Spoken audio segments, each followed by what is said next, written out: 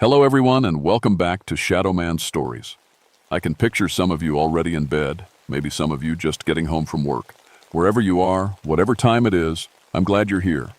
If this helps you relax or sleep, please like and subscribe. It means a lot. Now, let's get you comfortable and I'll tell you tonight's story. My name is Jeremiah Hollowfield, and I've been a park ranger for 17 years now. When I tell people what happened up on Whistle Ridge back in October of '76, most folks just shake their heads. Some think I've been in the woods too long. Others figure I'm making stories to scare tourists away from the dangerous caves. I wish that were true. See, I grew up right here in these Virginia mountains, in the shadow of George Washington National Forest. My daddy worked the coal mines until his lungs gave out, coughing up black dust every morning. I swore I'd never go underground like him. That's why I became a ranger, wanted to stay above ground, help people enjoy the mountains safely. I was good at my job too. 17 years of search and rescue work, cave rescue certified, knew every trail and rock formation for 200 square miles. I'd pulled 47 lost hikers out of trouble spots, guided them safely home to their families. The mountains were my territory, and I respected them. What I didn't respect were the old stories. Every mountain community has its tales, you know? The Cherokee folks around here, they'd talk about stone giants, ancient guardians that watched over sacred places. My neighbor, Mary Proudwolf, she was always warning kids to stay away from certain caves, especially the ones marked with stone circles. The old watchers don't like visitors, she'd say. I figured it was just mountain superstition, stories to keep children from wandering into dangerous caves. Hell, I'd been in most of those caves myself, mapped them, rescued people from them. Never saw anything more supernatural than bats and limestone formations. But the mountains have a way of humbling you, even after 17 years. It started on October 15th, 1976. Cold snap came early that year, with snow already dusting the high ridges. I was working the Whistle Ridge Trail System, AB, out 35 miles from the nearest town. Radio coverage was spotty up there even on good days, and the October weather made it worse. That's when the Hartwell family went missing. Bob and Linda Hartwell from Richmond, with their 2 teenage kids, Sarah and Mike. They'd registered for a 3-day cave exploration trip, experienced spelunkers with proper gear. When they didn't check out on schedule, the hotel called us. I figured it was routine. Maybe they'd found an interesting passage, lost track of time. Happens more than you'd think.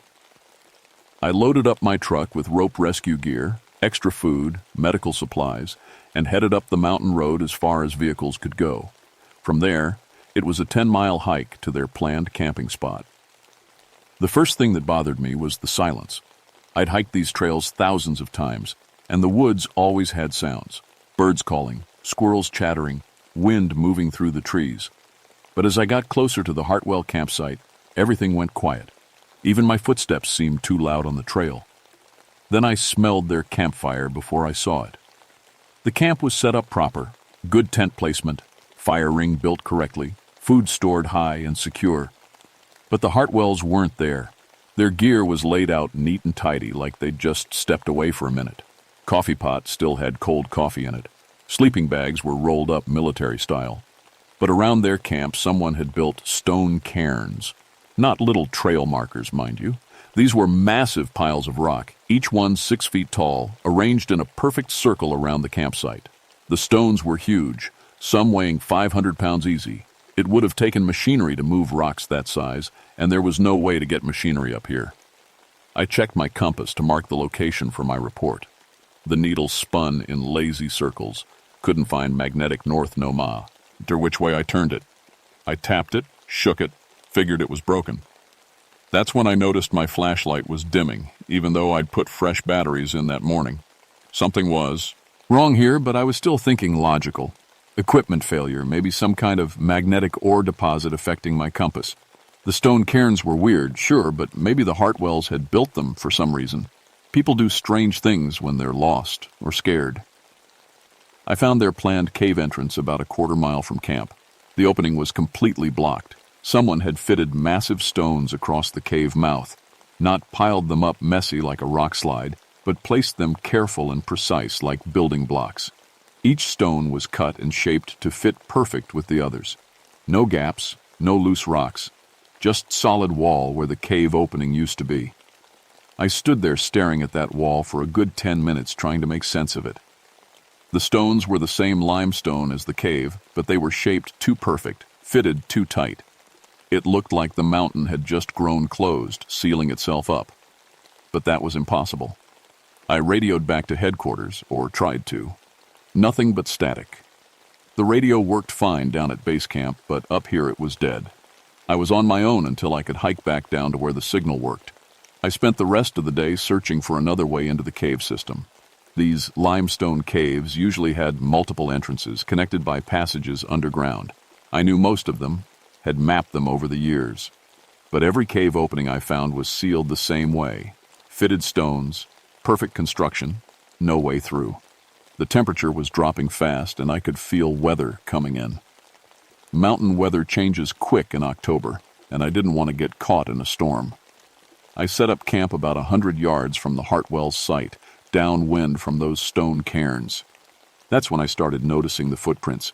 At first I thought they were human, big boots, maybe size 13 or 14, but they were pressed deep in, to solid rock, like whoever made them weighed 1,000 pounds. The prints led from the sealed cave entrance up toward the ridgeline, then just stopped at a sheer cliff face. I followed them with my flashlight, the beam getting weaker by the minute, even though these were brand new batteries. The prints went right up to the cliff and vanished, like whoever made them had walked straight into the stone wall. That night I couldn't sleep. The silence was getting to me. No owl calls, no rustling leaves, no night sounds at all. Just dead quiet, like the whole mountain was holding its breath. I kept my fire burning bright, telling myself it was for warmth, but really it was because the darkness felt too thick, too heavy. Around midnight, I heard grinding sounds, deep, slow grinding, like millstones turning. It seemed to come from inside the mountain, resonating up through the ground. I put my ear to the earth and could feel vibrations, rhythmic and steady.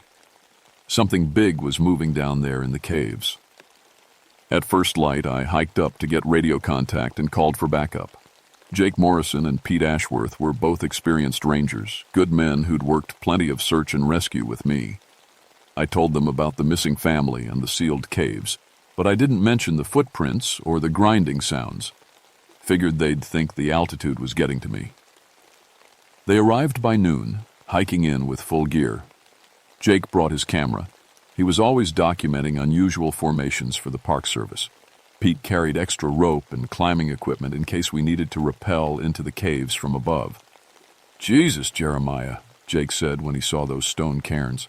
"What the hell is this?" "Beats me," I told him, "but the family's nowhere around and all the cave entrances are blocked."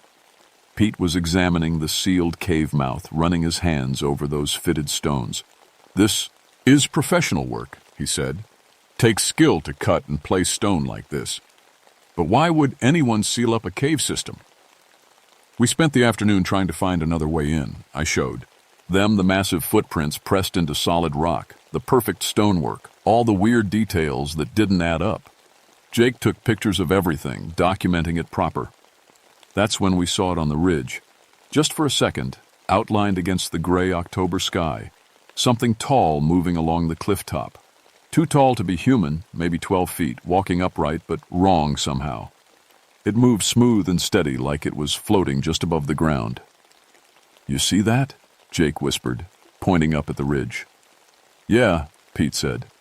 "What was it?" I grabbed Jake's binoculars and focused on where we'd seen the figure, but there was nothing there now, just bare rock and scrub pine. "Probably just a tree," I said, but I didn't believe it. Jake developed his film that evening using a portable darkroom kit. When the pictures came out, we all stared at them in confusion. The photos showed empty landscape.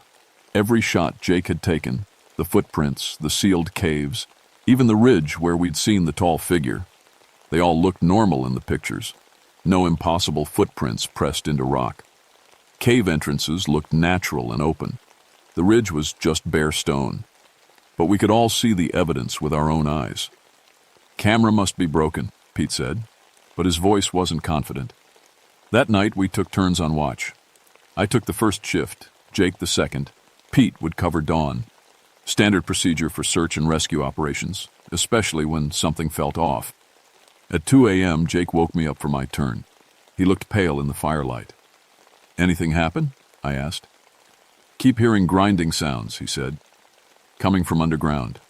And Jeremiah, I keep feeling like something's watching us." I settled in for my watch, feeding wood to the fire, checking the perimeter every few minutes. The grinding sounds came and went, sometimes loud enough to feel through the ground, sometimes just a whisper at the edge of hearing. Around 4 a.m., the fire started acting strange. The flames kept bending toward the ridge like a strong wind was pulling them, but there was no wind. The fire would stretch and lean, reaching toward the cliff face, then snap back to normal, over and over like something was calling to it. That's when I noticed Pete's sleeping bag was empty. "Jake!" I shook him awake, keeping my voice low. "Pete's gone." Jake sat up fast, instantly alert the way experienced rangers learn to be. We both grabbed our flashlights and started searching the camp area, calling Pete's name in harsh whispers. We found his boots 20 feet from his sleeping bag, set neat and tidy side by side. His socks were folded inside them, but Pete was nowhere around. The footprints told a story that made no sense. Pete's bare footprints led from his sleeping bag toward the cliff face, clear as day in the soft earth. But about halfway there, they changed. The prints got deeper, heavier, like he was carrying extra weight. Then they just stopped at the base of the cliff. Above where his tracks ended, there were scrape marks in the stone, leading straight up the 60-foot cliff face.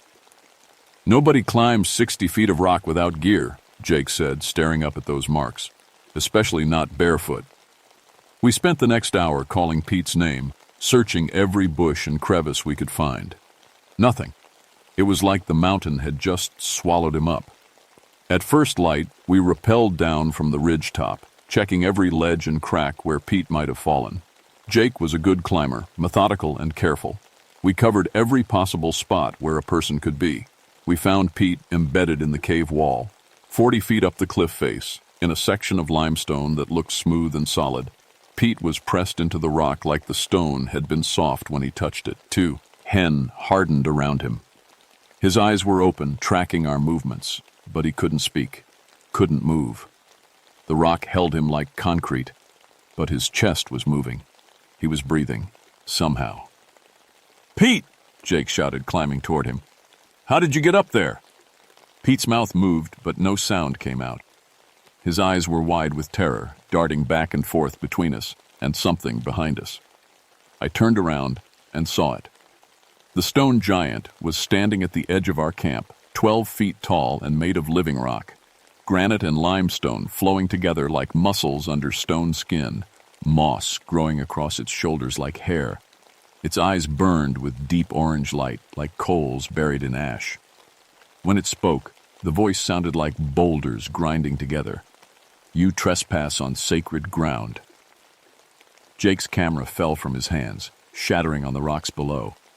I pressed my back against the cliff face, rope gear tangling around my feet.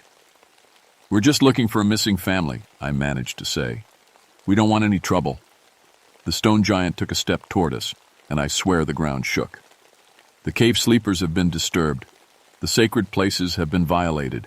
The watchers have awakened." It gestured toward where Pete was trapped in the stone. "This one will join the watchers now, as payment for the disturbance." "Please," I said, trying to keep my voice steady. The missing family. They didn't know. They were just exploring caves. People do that all the time. "Time moves differently in the sacred places," the giant said. "The 4 you seek have aged many seasons in 3 days. They are old now and tired. Soon they will sleep with the ancestors." The creature started walking toward the cliff, each step sending vibrations through the rock. I could feel the stone shifting, changing, becoming soft and fluid where the giant touched it. "Wait," I called out. "My friend Pete, he wasn't part of this.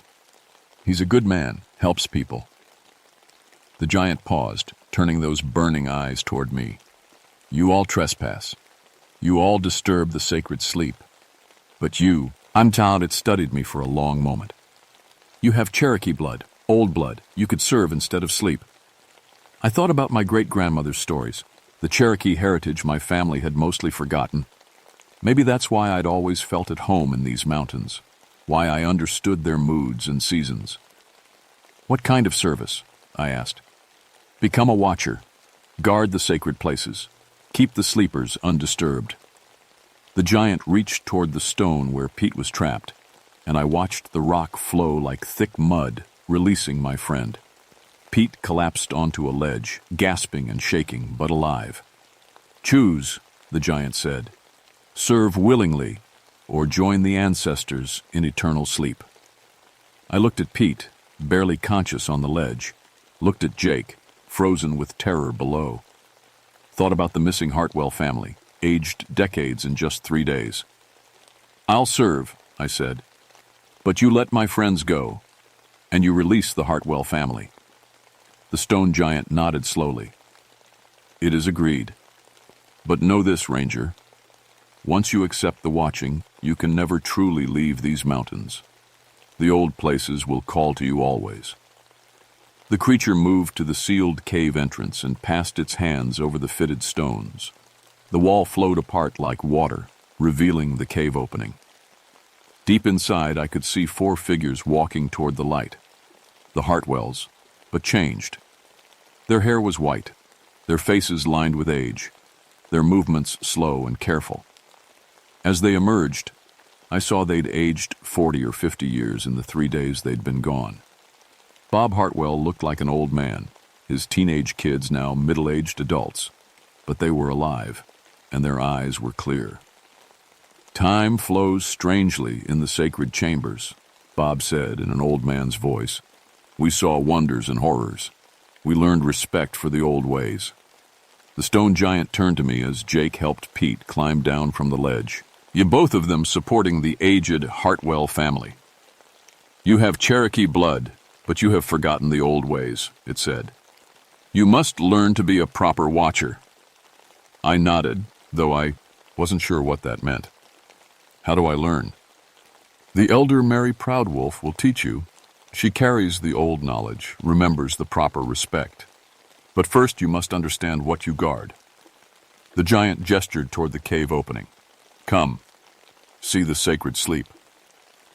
I followed the creature into the cave, my flashlight beam swallowed by the darkness. But the giant's eyes glowed brighter, casting orange light on the limestone walls. The passages were different than I remembered, wider, older, carved with symbols I didn't recognize. These are Cherokee burial chambers, the giant explained as we walked deeper. Sacred places where ancestors sleep, waiting for the time of return. The stone circles mark the boundaries. Those who enter without permission disturb the sacred sleep. We came to a vast underground chamber, bigger than anything I'd mapped before. The walls were lined with alcoves, each one holding a figure that seemed to be carved from stone. But as my eyes adjusted, I realized they weren't carvings. They were people, turned to stone, but still somehow alive. Their eyes followed us as we passed. The Watchers, the giant said. Those who chose service over sleep. They guard the sacred places, maintain the balance between the living world and the ancestor realm. I saw hundreds of them, maybe thousands. Men and women from different time periods. Some in old Cherokee clothing, some in pioneer dress, some in more recent clothes. All of them had become something between human and stone. Will I become like them? I asked. In time, perhaps. The watching changes you slowly. You will live longer than normal humans, see more, understand more. But you will also be bound to these mountains, responsible for keeping the sacred places safe. We walked back toward the cave entrance, where Jake was helping Pete and the Hartwell family prepare for the hike out, the stone. Giant stopped at the threshold. Remember, Ranger, you have made a sacred oath. Guard the places marked by stone circles. Keep the curious away from the burial chambers. Honor the ancestors' sleep. With that, the giant stepped backward into the solid rock of the cave wall and vanished, like sinking into deep water. I was alone with my choice. The hike down to the trailhead took most of the day. Pete was weak but recovering. The Hartwells aged but determined to get home to their old lives. Jake kept asking me what I'd agreed to, but I couldn't explain it properly. How do you tell someone you've promised to guard an ancient Cherokee burial ground from a stone giant? At the parking area, I filed my official report. Missing persons case resolved, all subjects found alive but suffering from exposure and dehydration. Cave system declared geologically unstable due to recent rockfalls, sealed for public safety. The Park Service accepted my report without question. They didn't want publicity about people getting lost in caves, bad for tourism. The Hartwells never talked publicly about what happened to them. Who would believe an aging story like that? But I knew the truth, and I knew my responsibilities. After Jake and Pete drove the Hartwells to the hospital, I hiked back up to find Mary Proudwolf. She lived in a small cabin on the eastern edge of the forest, where her family had lived for generations. "I was wondering when you'd come," she said when I knocked on her door. "The mountain spirits told me someone would need teaching soon." Over the following months, Mary taught me the Cherokee traditions for honoring burial grounds, the proper rituals for appeasing the stone watchers, the signs that marked sacred places. I learned to read the old symbols carved into cliff faces, to understand the spiritual boundaries that most people couldn't see. I also learned I wasn't the first park ranger to make this bargain. My grandfather's grandfather was a watcher, Mary told me. So was a cavalry soldier in 1879 and a coal surveyor in 1923. When the old places are threatened, someone always steps forward to serve. That was 47 years ago. I'm 86 years old now, but I don't look it. The watching has kept me strong, kept me sharp. I've got the body and mind of a man 30 years younger, but I've also got responsibilities that wait on me every day. Over the years, I've guided hundreds of hikers away from the sacred caves. Most of them never knew they were being steered away from danger. I'd just suggest better trails, mention better camping spots, redirect their curiosity towards safer places. But some people don't listen to gentle suggestions. I've had to deal with treasure hunters looking for Cherokee gold, archaeologists wanting to excavate burial sites, extreme cavers trying to map the sealed passages. Most of them I can discourage with stories about unstable geology and dangerous gases. A few have gotten close enough to the sacred places that the stone watchers had to intervene. They usually don't remember much afterward, just confused stories about getting lost, equipment failures, strange dreams. The mountains have ways of protecting their secrets. The stone circles still appear, marking new boundaries as the sacred sites expand or shift. Other rangers report similar encounters across the Appalachian chain, ancient guardians awakening, new watchers being chosen. There's a whole network of us now, keeping the old places safe. Mary Proudwolf passed on 15 years ago, but she taught me well.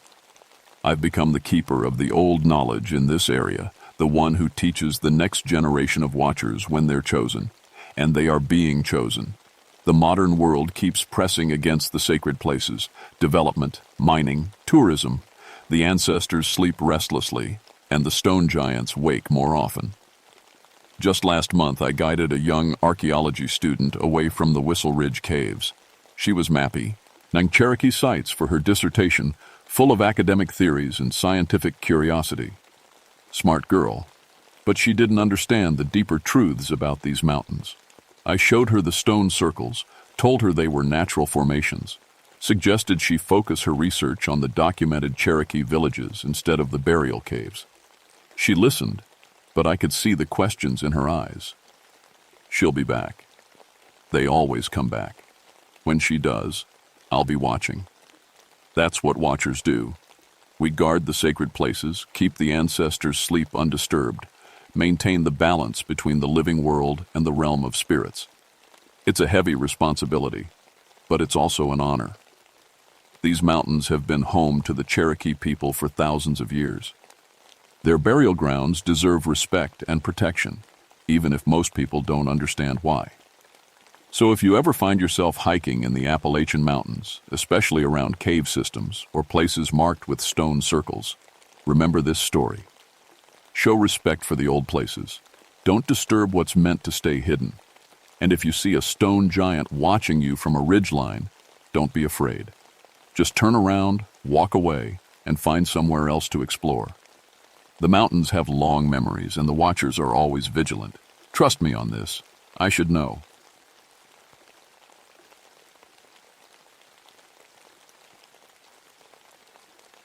My name is Samuel Ironwood, and I've been a ranger in Daniel Boone National Forest for 13 years now. People always ask about the name. Samuel means God has heard, and Ironwood comes from my grandfather, who said our family was as tough as the hardest tree in the forest. After what happened in March of 1983, I'm not so sure God was listening at all. I'm 36 years old, and before I took this job, I was an Army medic in Vietnam. Saw enough blood and death over there to last 3 lifetimes. When I came back, I wanted something peaceful, something clean. The Kentucky mountains seemed like the perfect place to heal, you know? Just me, the trees, and the wildlife I was trained to protect. The Red River Gorge is my territory, 28 miles from the nearest real town, connected by one dirt road that washes out every time it rains hard. It's beautiful country, all sandstone cliffs that rise 200 feet straight up, natural arches carved by centuries of wind and water, and forests so thick the canopy blocks out the sun in places. There are cave networks down there that nobody's fully mapped, hollows so deep they stay cold even in summer. March 1983 was a strange time. We'd had an unseasonable cold snap that brought late snow and ice, blocking some of the escape routes out of the gorge. The old-timers in town kept talking about it being just like the winter of 1778, when Daniel Boone's expedition got trapped by bad weather. That was the winter people started telling stories about cannibalism, about men so hungry they ate their own kind. Of course, I always figured those Wendigo legends were just cautionary tales about desperate times. I carry a veterinary tranquilizer gun along with my regular rifle. Part of my job is predator control, dealing with bears or cougars that get too close to campers. I know every plant and animal in these mountains. Got certified. Hey Ed as a wildlife biologist before they'd let me work alone out here. Keep detailed logs of predator activity, track migration patterns, all that scientific stuff. After 13 years, I thought I'd seen everything these mountains could throw at me. I was wrong. The call came in on a Tuesday morning. Hunting party of 6 men, all experienced outdoorsmen from Louisville, had been camping near Chimney Top Rock. Their families expected them back Sunday night. When they didn't show by Monday evening, the state police asked me to check it out. I found their campsite just after dawn. The tents were still standing, but something was wrong right away. The silence hit me first. No bird sounds, no rustle of small animals in the underbrush. In 13 years of ranging, I'd never heard the forest so quiet. Even the wind seemed afraid to move the leaves. Then I saw the blood. The scene was unlike anything in my training. 6 men, all dead, but not from any animal attack I'd ever seen. The bite patterns were wrong. Human-like teeth marks, but from a jaw that had to span over 8 inches wide. No human could open their mouth that far. I followed protocol, secured the scene with rope, and used my radio to contact the state wildlife office. My hands shook as I collected biological samples from the wounds. 13 years as a ranger, 3 years as a combat medic, and I'd never seen anything like this. Dr. Helen Prescott arrived that afternoon. She was the state's top wildlife biologist, a tough woman in her 50s who'd studied predator behavior her whole career. When I showed her the bodies, her face went white. "Sam," she said, kneeling beside the largest victim, "look at these tracks." I followed her pointing finger to the mud near the creek. Footprints, but not quite human. The stride length was nearly 15 feet between steps. The impressions showed 5 toes, but they ended in claw marks that had gouged the earth. "Bear?" I asked, though I knew it wasn't. Helen measured the tracks with her tape. "Bears don't walk upright for this distance, and look at these claw marks on the trees. 12 feet up the trunk of an old oak, something had left deep gouges in the bark. Whatever made them had to be tall enough to reach that high while standing on the ground." My GPS started acting up around noon. We were standing in the same spot, but it kept showing our location jumping miles in different directions. Helen's equipment was having the same problem. Then my rifle scope cracked, just spontaneously, like someone had taken a hammer to it. Atmospheric pressure, Helen said, but she didn't sound convinced. Sometimes electrical storms can affect equipment. There were no clouds in the sky. We made camp that night near the original site. Had to. The access road had been blocked by a fallen tree, and it was too big to move without equipment. Helen radioed for a crew to come clear it in the morning. I woke up around 3 a.m. to complete silence. Not the normal quiet of night. This was different. No insects, no night birds, nothing. I stepped outside my tent and looked around with my flashlight. That's when I saw it. At the edge of the light, maybe 50 yards away, something stood between two pine trees. At first glance, it looked human. Walking upright, arms and legs in the right places. But it was wrong. Too tall, maybe 9 feet. Too thin, like it hadn't eaten in years. And it was watching us. I blinked, and it was gone. "Helen," I whispered, but she was already awake. "I saw it too," she said from inside her tent. "What was that thing?" We spent the rest of the night back-to-back, rifles ready, but it didn't come back. When dawn broke, we found tracks in the soft earth where I'd seen the figure. The same impossible stride length, the same claw marks. But here's the thing that really scared me. Helen described the exact same creature I'd seen, down to the patches of what looked like rotting flesh hanging from its arms. We'd been in different tents, facing different directions. No way we should have seen identical details, unless we'd both seen the same impossible thing. The crew that came to clear the road found Helen first. I'd been checking snares about a quarter mile from camp when I heard the screaming. By the time I got back, she was already dead. The forestry workers stood around her body in shock, their chainsaws forgotten on the ground. She'd been eviscerated. That's the only word for it. Something had opened her up from chest to pelvis with surgical precision, but had eaten only specific organs. The heart was gone. The liver. Parts of the brain. "Jesus, Sam," said Tommy Morrison, the crew chief. "What kind of animal does this?" I knelt beside Helen's body and tried to think like a medic instead of a friend. The wound patterns were clean, almost ritualistic. Whatever killed her had known exactly what it was doing. That's when I noticed my own tracks in the mud beside her. Impossible. I'd been a quarter mile away, setting snares near the ridge. But there they were, my boot prints, clear as day, leading right up to Helen's body. Size 11 Wolverine work boots, the same ones I was wearing.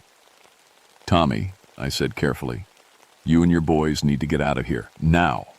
"What about Helen? What about the investigation?" "I'll handle it. Radio the state police from town. Tell them we need a full forensic team, but nobody comes back until daylight." Tommy looked at me like I was crazy, but he'd worked in these mountains long enough to know when something felt wrong. They packed up their equipment and left within the hour. I stayed with Helen's body as the sun went down. It felt wrong to leave her alone, and besides, I was starting to understand that running wasn't an option. Whatever was out there had been tracking me, maybe for hours, maybe for days. The footprints told the story. While I had been checking snares, something had walked in my exact footsteps, placing its feet in my boot prints so perfectly that it left no trace of its own passing. It had followed my trail like a shadow, learned my gait, maybe even my scent. It had been watching me all along. Around midnight, I heard Helen's voice calling my name. "Sam? Sam, where are you? I'm hurt. I need help." The voice came from the direction of the creek, maybe 100 yards away. Perfect mimicry of her tone, her accent, even the way she said my name when she was scared. But Helen was lying dead 10 feet from my position. "Sam, please. I'm bleeding. I can't find the camp." I raised my rifle and clicked off the safety. "You're not Helen." The voice changed, became something else, deeper, hungrier. But I remember what she tasted like. That's when I ran. I'd like to say I made some tactical decision, used my combat training to outflank the enemy. Truth is, I panicked. 13 years in these mountains, and I ran through the woods like a city boy, crashing through underbrush, making enough noise to wake the dead. It followed me. I could hear it moving through the trees, always just outside my flashlight beam. Sometimes on the ground, sometimes above me, in the branches. The sounds it made weren't quite human, breathing too deep, movements too fluid. I made it to Natural Bridge, one of the stone arches that gives the gorge its name. There's a shelter there, just a lean-to, really, but it was better than being caught in the open. I crawled inside and tried to catch my breath. That's when I realized I wasn't alone.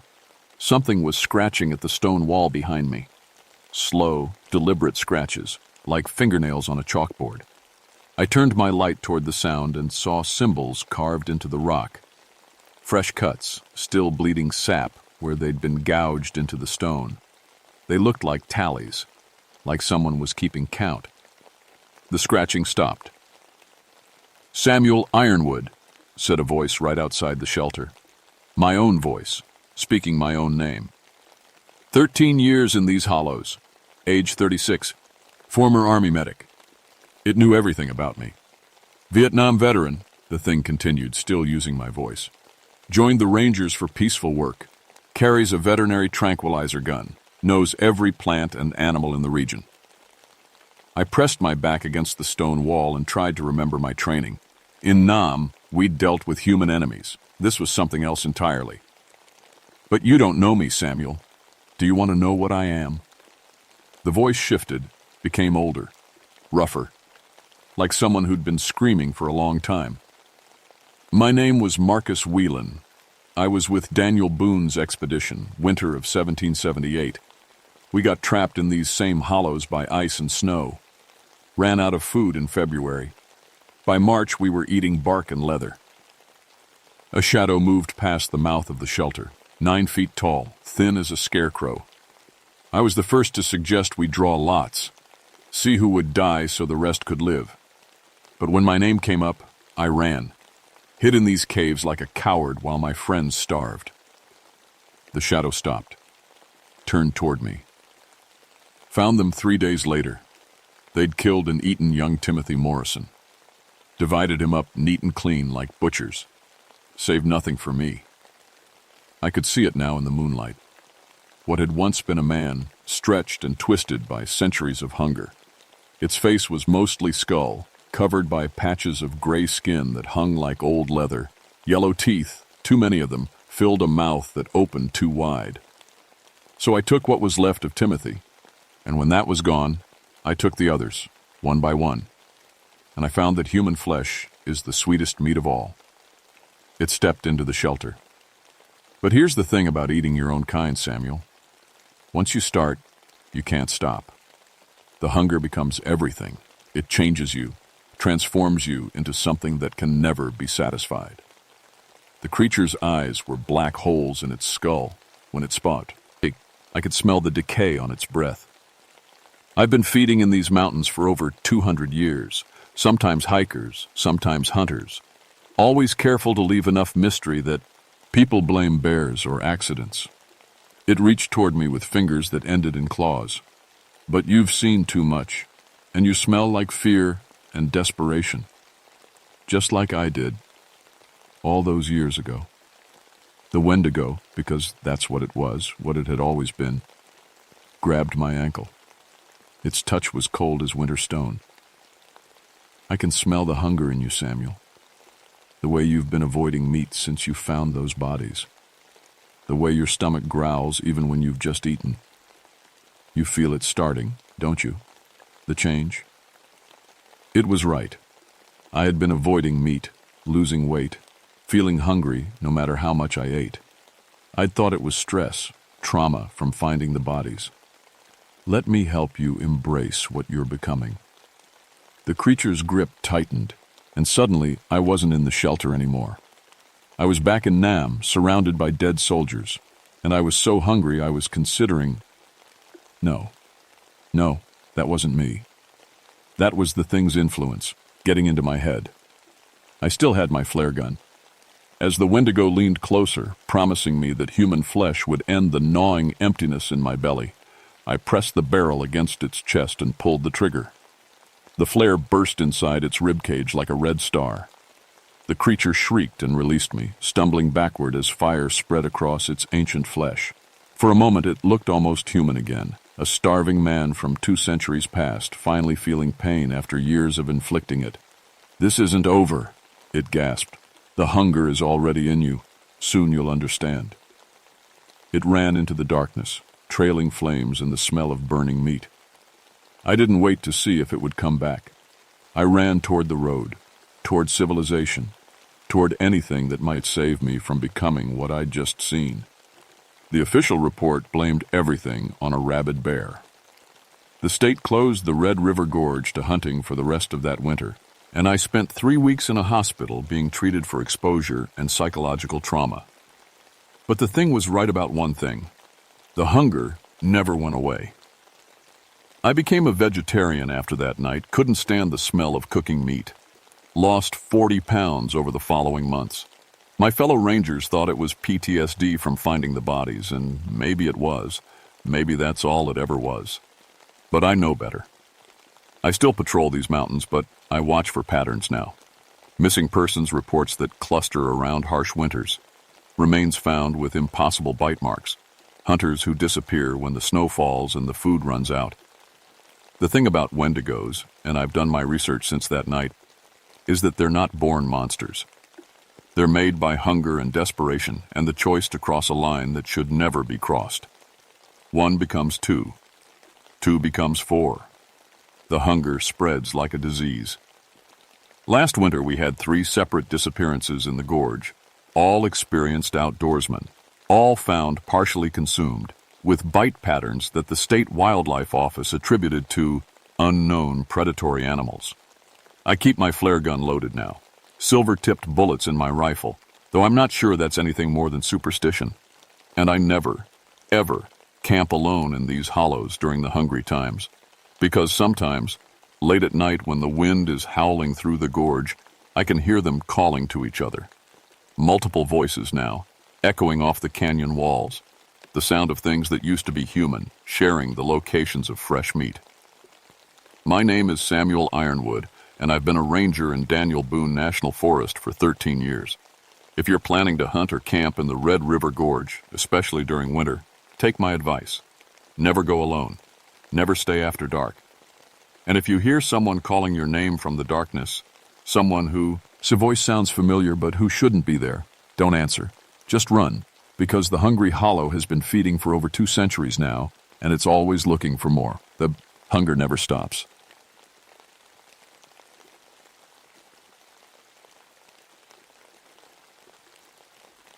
My name is Rebecca Thornfield, and I've been walking these mountain trails for 15 years.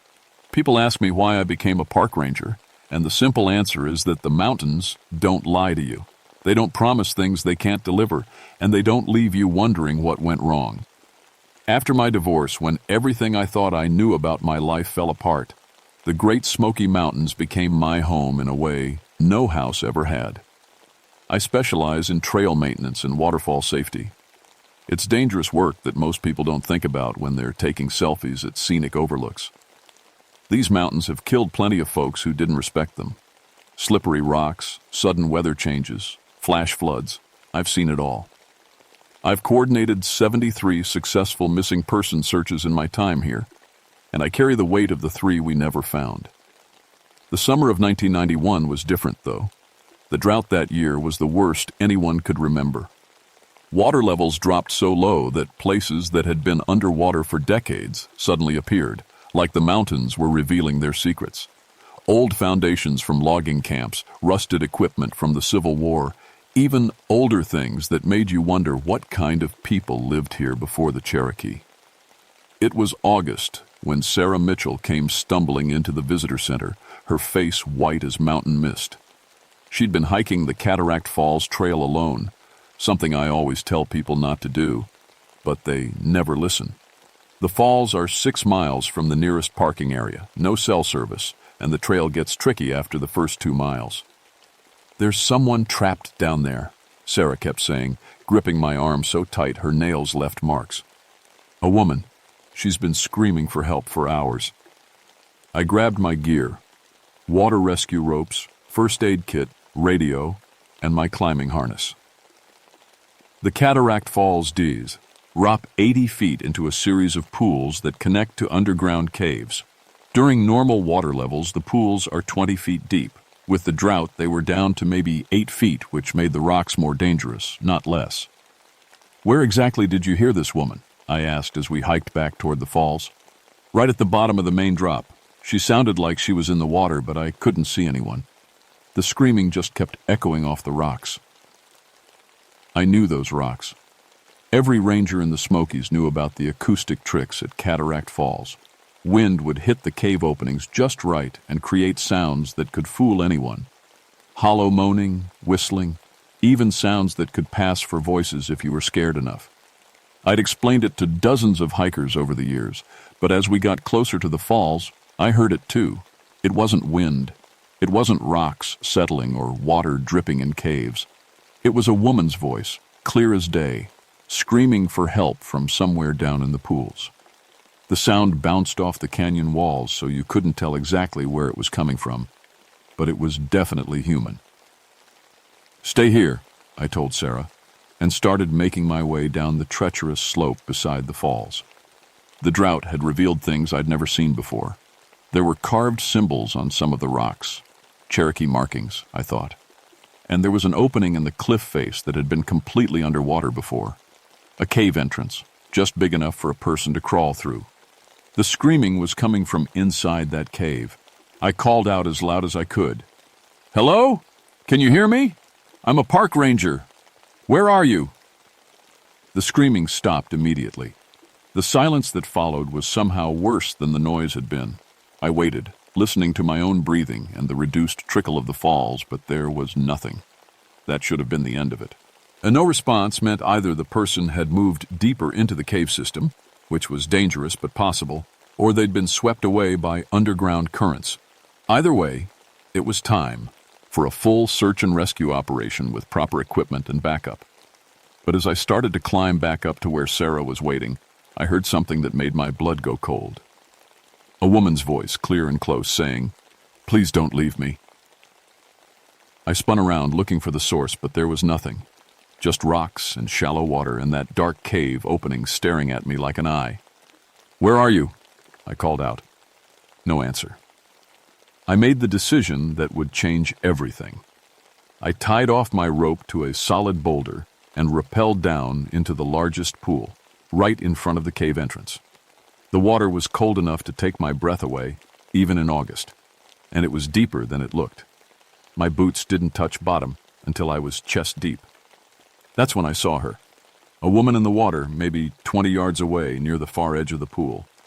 She was flailing, going under, coming back up, her long black hair streaming around her face. I could see her clearly. A young Cherokee woman in traditional dress that was completely soaked through. "Hold on," I shouted, starting to swim toward her. "I'm coming." But the water fought me. Every stroke forward felt like I was moving through mud. My legs felt heavy, like something was pulling at them from below.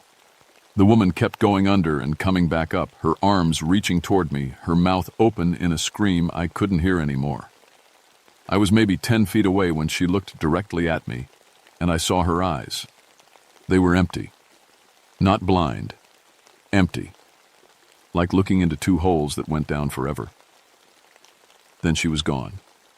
Just disappeared under the water like she'd never been there at all. I treaded water for another 5 minutes, diving down as deep as I could, feeling around the bottom of the pool for any sign of her. Nothing. The water was clear enough that I should have been able to see a body, even at the bottom.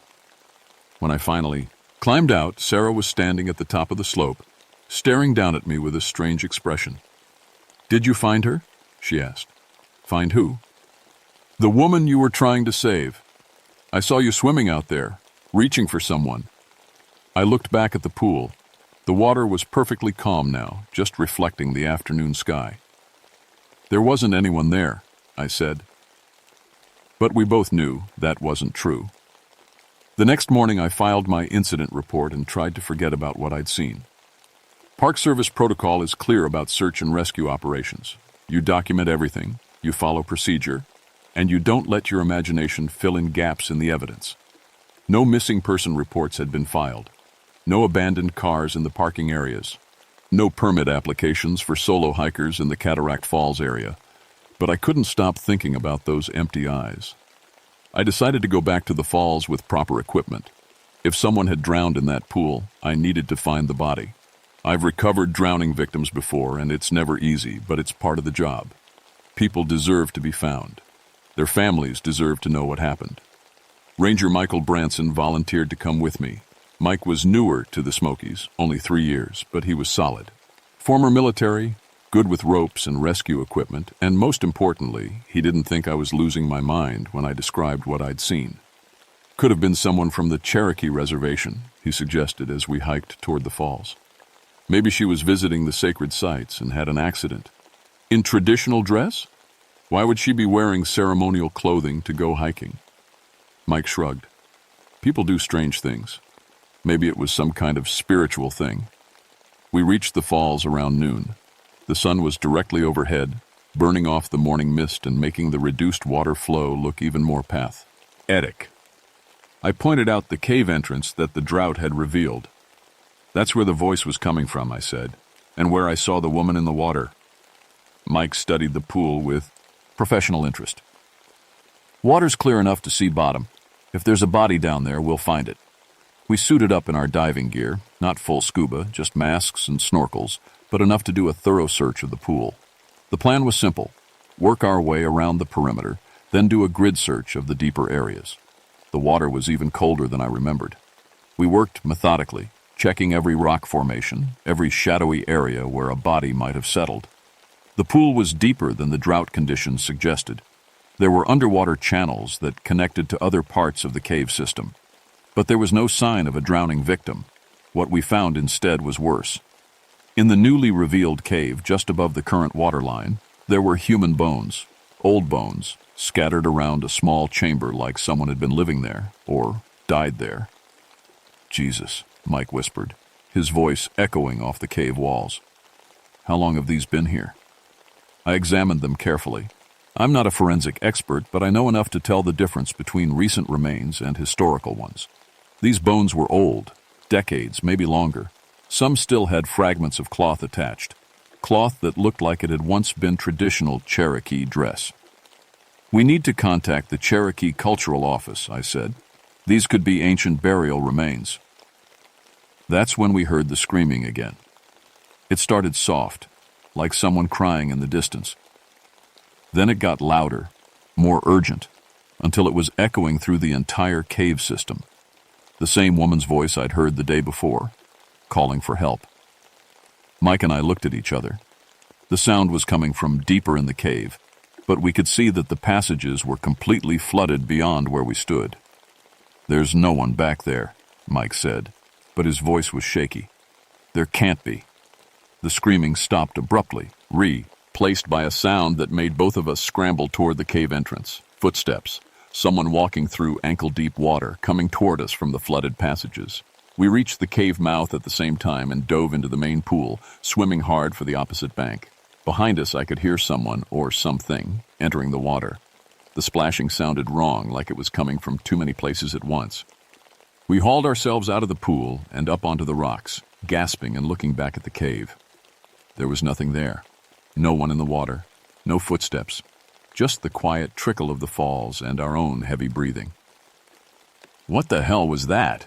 Mike asked. Before I could answer, we both saw her. The Cherokee woman was standing in the pool where we'd just been swimming, water up to her waist. She was young, maybe 25, with long black hair that floated around her shoulders. Her dress was the same traditional style I'd seen on the bone fragments in the cave, but this one looked new, perfectly preserved. She was looking directly at us, and her mouth was moving like she was trying to say something, but no sound was coming out. Mike started to stand up. Miss, are you okay? Do you need help? The woman raised her hand toward us, and I saw that her skin was pale, almost translucent. Through it, I could see the dark water of the pool like she was made of glass. Don't, I said, grabbing Mike's arm. Don't go in the water.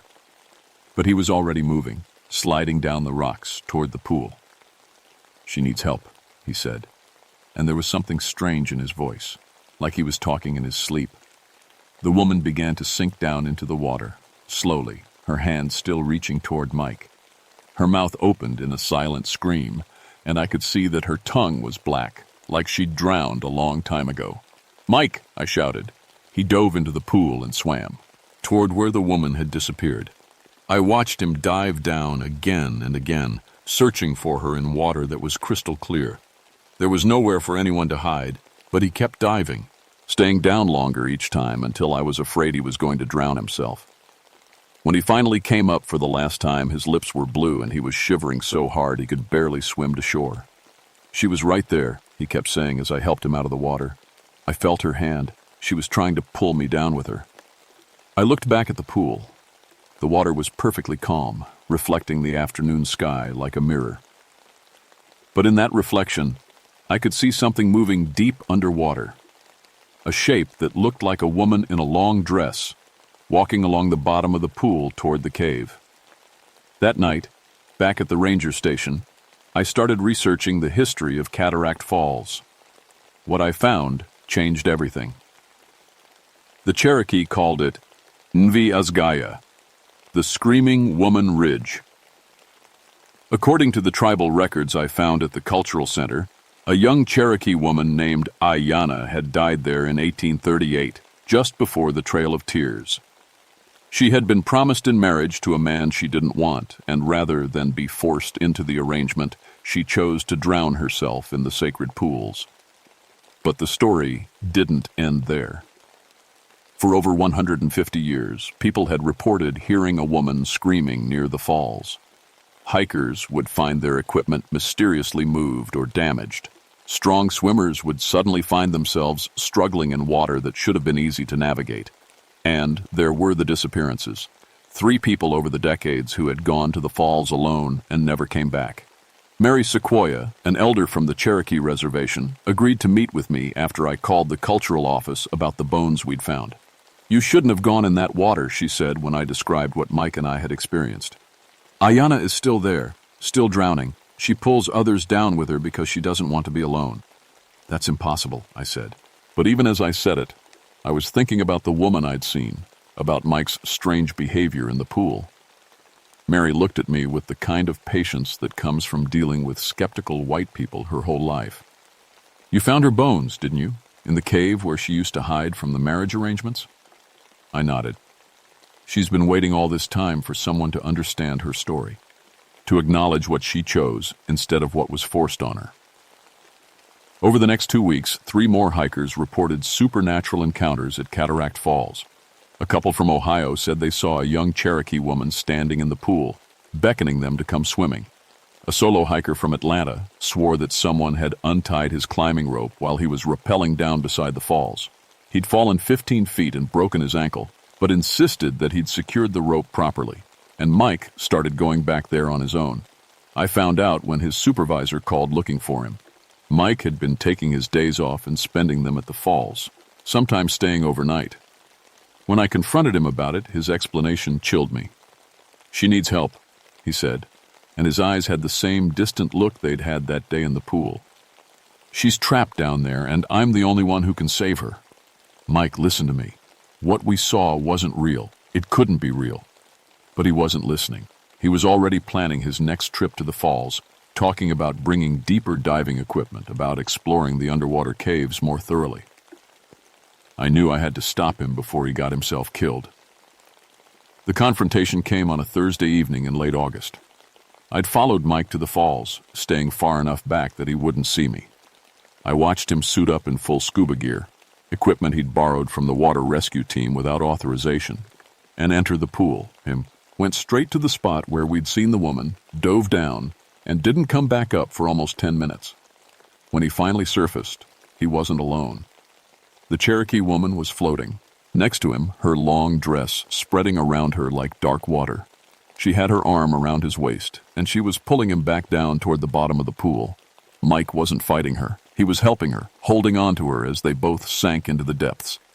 I dove in without thinking, without equipment, just my park ranger training and 15 years of mountain water experience.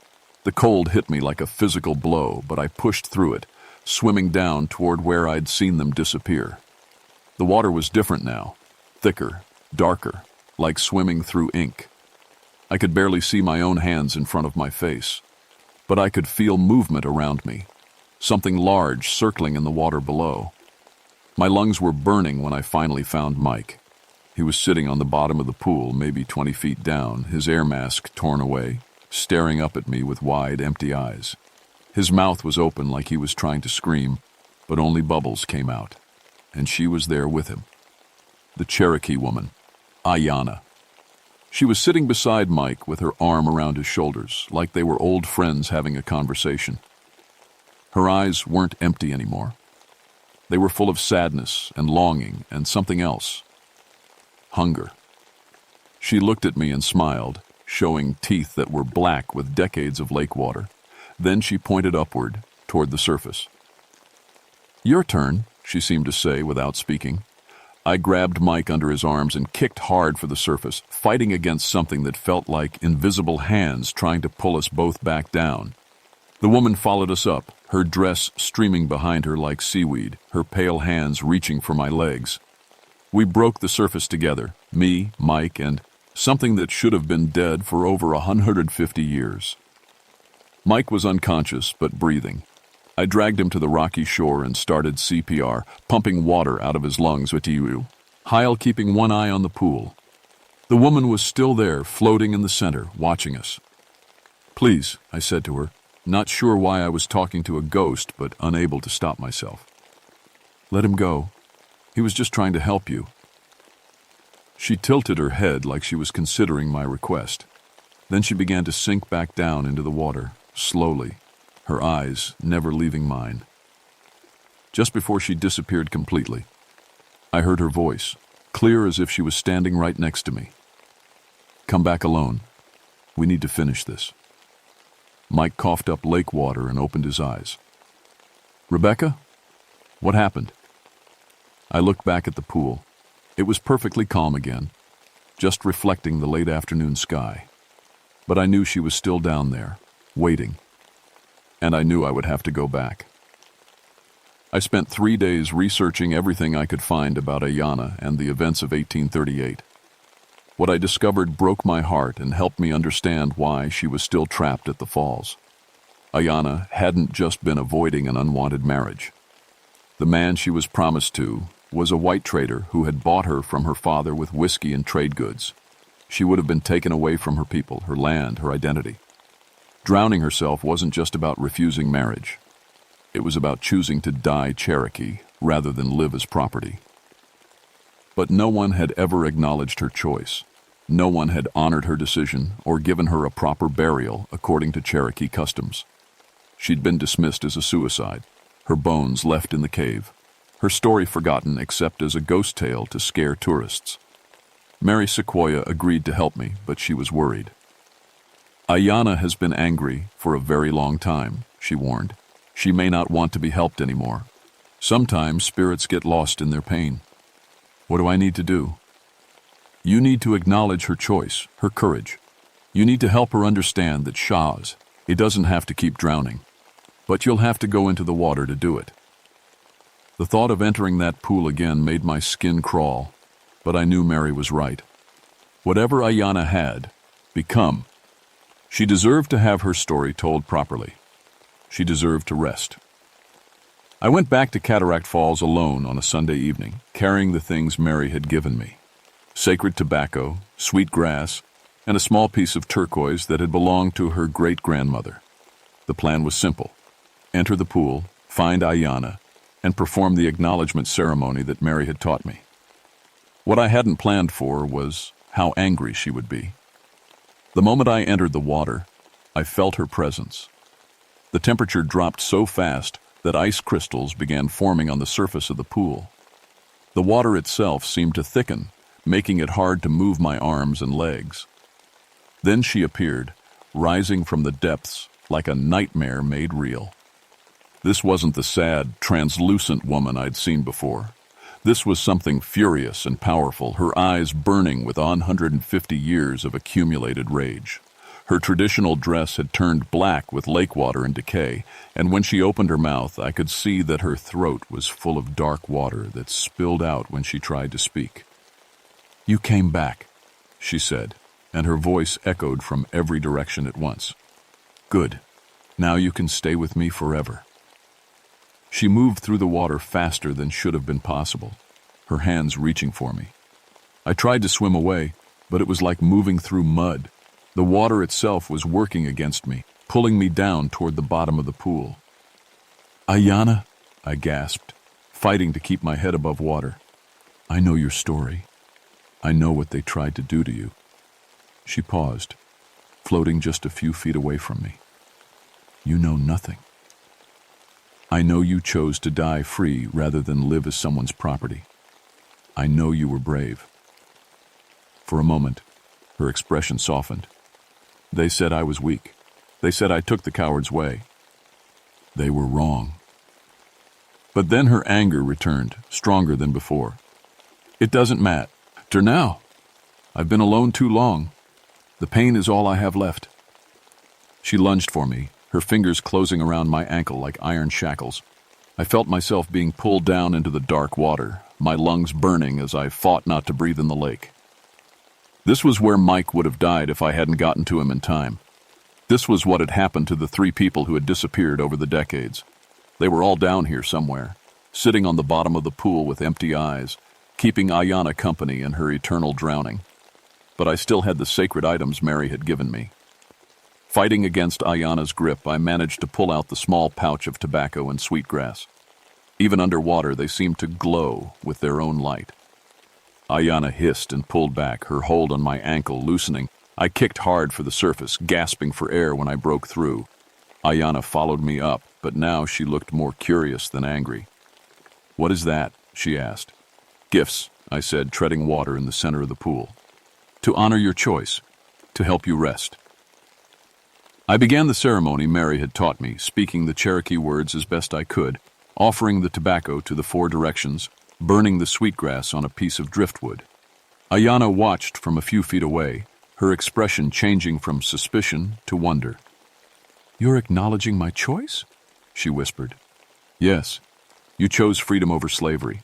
You chose to remain Cherokee rather than become someone's property. That took more courage than living ever could have."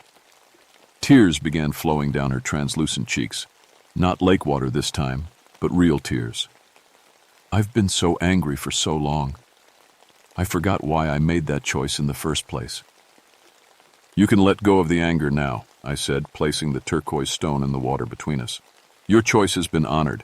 Your story will be remembered."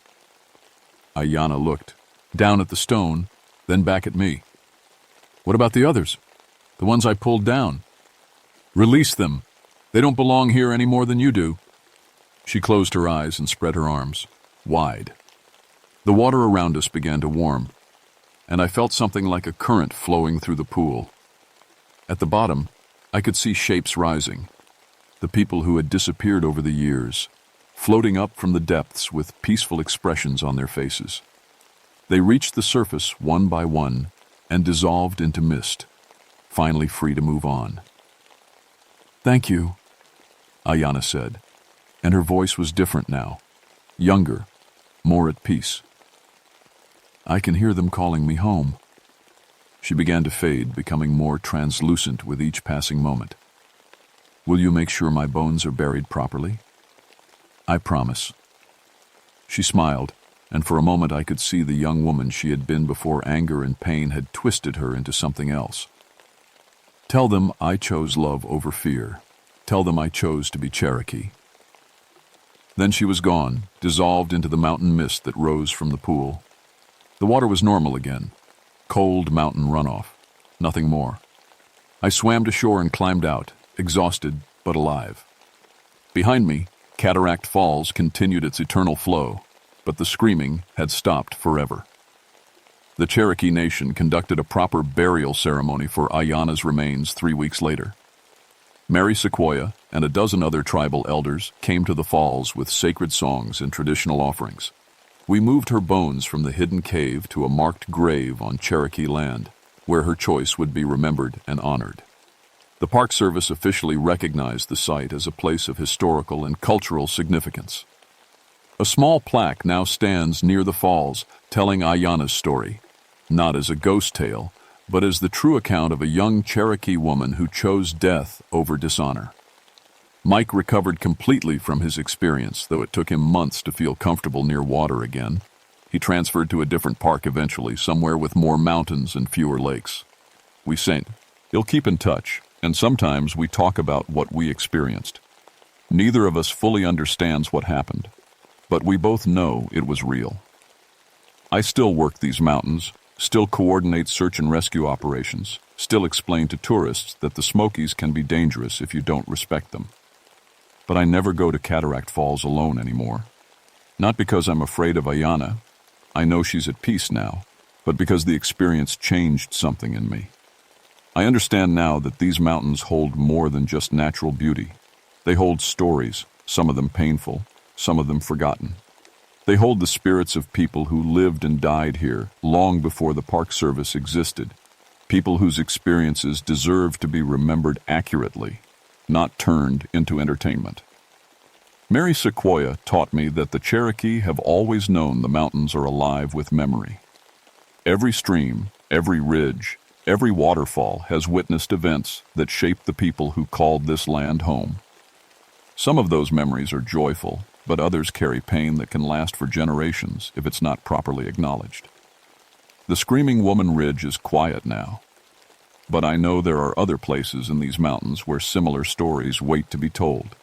Other spirits who need someone to listen, to understand, to help them find peace.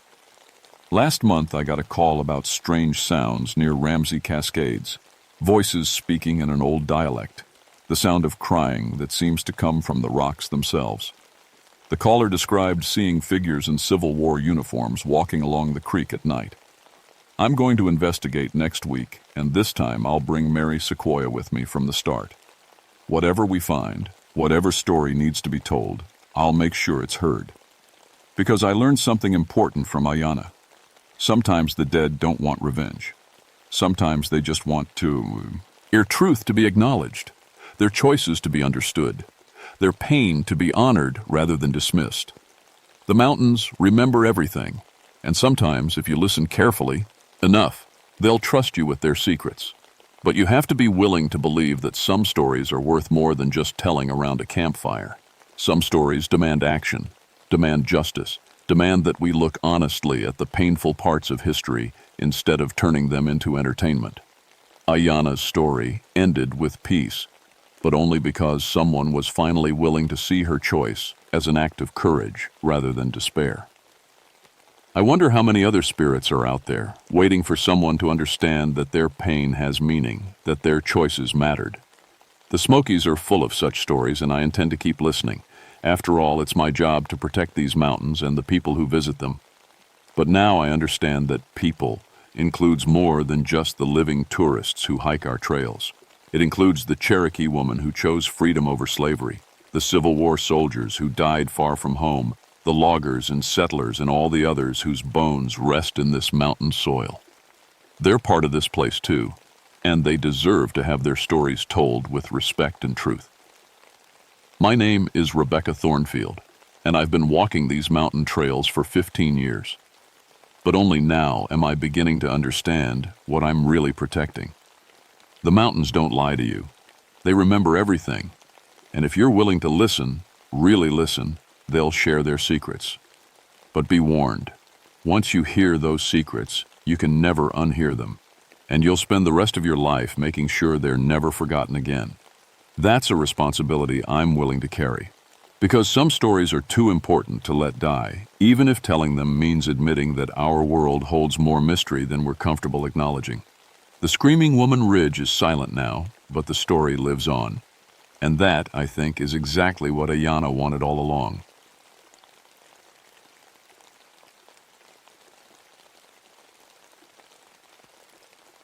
My name is Joshua Grimwald, and I've been a forest ranger for 20 years. My daddy was a ranger before me, and his daddy before him. 3 generations of Grimwalds protecting the Monongahela National Forest in West Virginia. I know these mountains like the back of my weathered hands. People always ask me about the weird stuff out here. The ghost stories, the monster tales. Most folks expect me to laugh it off or tell spooky campfire stories.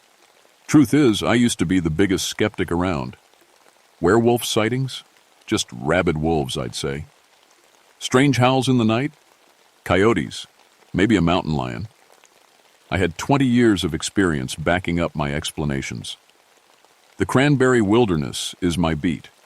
35,000 acres of the wildest country left in West Virginia. Dense hardwood forests, limestone caves that run for miles underground, and ravines so steep you'd break your neck if you slipped. It's beautiful country, but it's not forgiving. 45 miles to the nearest hospital, and that's if the roads are clear. November 1979 started like any other hunting season. Early snow had already dusted the ridgetops, and the shortened days were pushing deer into new patterns. I was getting the usual calls, hunters asking about trail conditions, reporting missing dogs, complaining about their hunting camps being messed with. Normal stuff. My cabin sits right on the edge of the wilderness area. Solar panels keep my radio working, and I've got enough supplies to last through any storm. The isolation doesn't bother me. Never has. I grew up on these mountains, listening to the old German settlers' stories about things that lived in the deep woods. My grandmother used to tell tales about shapeshifters and cursed families, but I always figured they were just trying to keep kids from wandering off alone. I should have listened closer to those old stories. The first sign something was wrong came on November 15th. I was checking the hunting camp registrations when Bill Henderson radioed in from his camp near Devil's Den. That's what locals call the limestone cave system about 10 miles northeast of my station. "Josh, you need to get up here." Bill's voice crackled through the static. "Something ain't right." Bill's been hunting these woods for 30 years. He doesn't spook easy. When I asked what was wrong, he just said, "Better see for yourself." I loaded my gear into the truck and headed up the old logging road. The drive took 40 minutes, winding through valleys where the trees grew so thick they blocked out the afternoon sun. As I got closer to Devil's Den, I noticed something odd. No bird song. No squirrels chattering. Even the insects had gone quiet. Bill met me at his camp. He looked pale and his hands shook as he lit a cigarette. "Found them about an hour ago," he said, pointing toward a grove of oak trees. 3 of them. The Morrison boys and their cousin from Pittsburgh. I'd issued permits to the Morrison party just 2 days before. Good hunters, careful with their weapons, knew the woods well. As we walked toward the grove, I could smell it. That metallic scent of blood mixed with something else. Something wrong. The scene stopped me cold.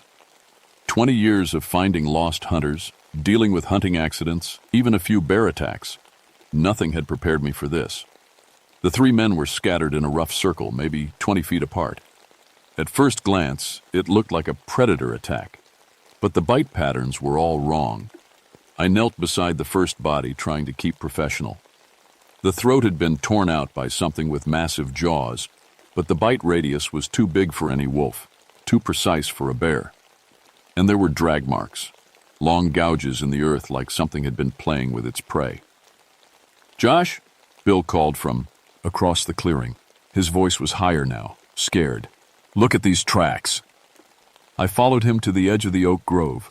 In the soft earth, clear as day, were footprints, human footprints, bare feet, heading toward the bodies.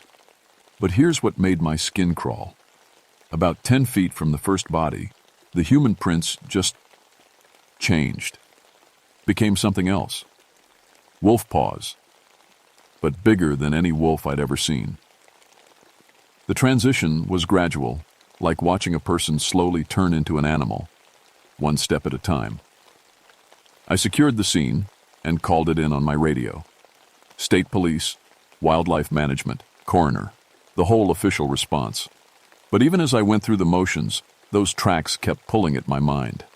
I'd studied animal behavior, tracking, predator patterns. What I was seeing didn't fit any textbook. While we waited for the authorities, I walked the perimeter of the attack site.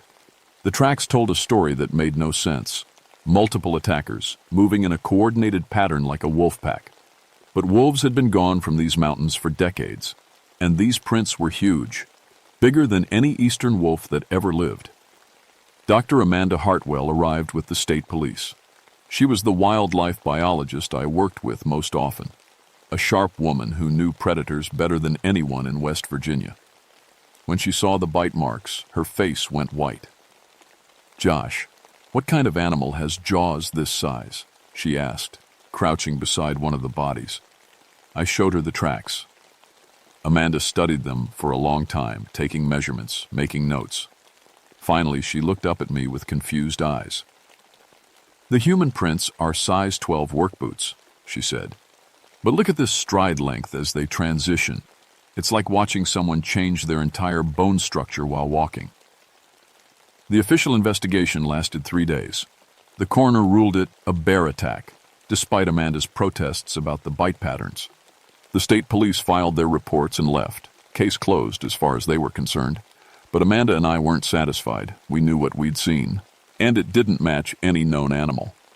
She decided to stay a few extra days, set up some trail cameras around Devil's Den. I offered to help. That's when things got really strange.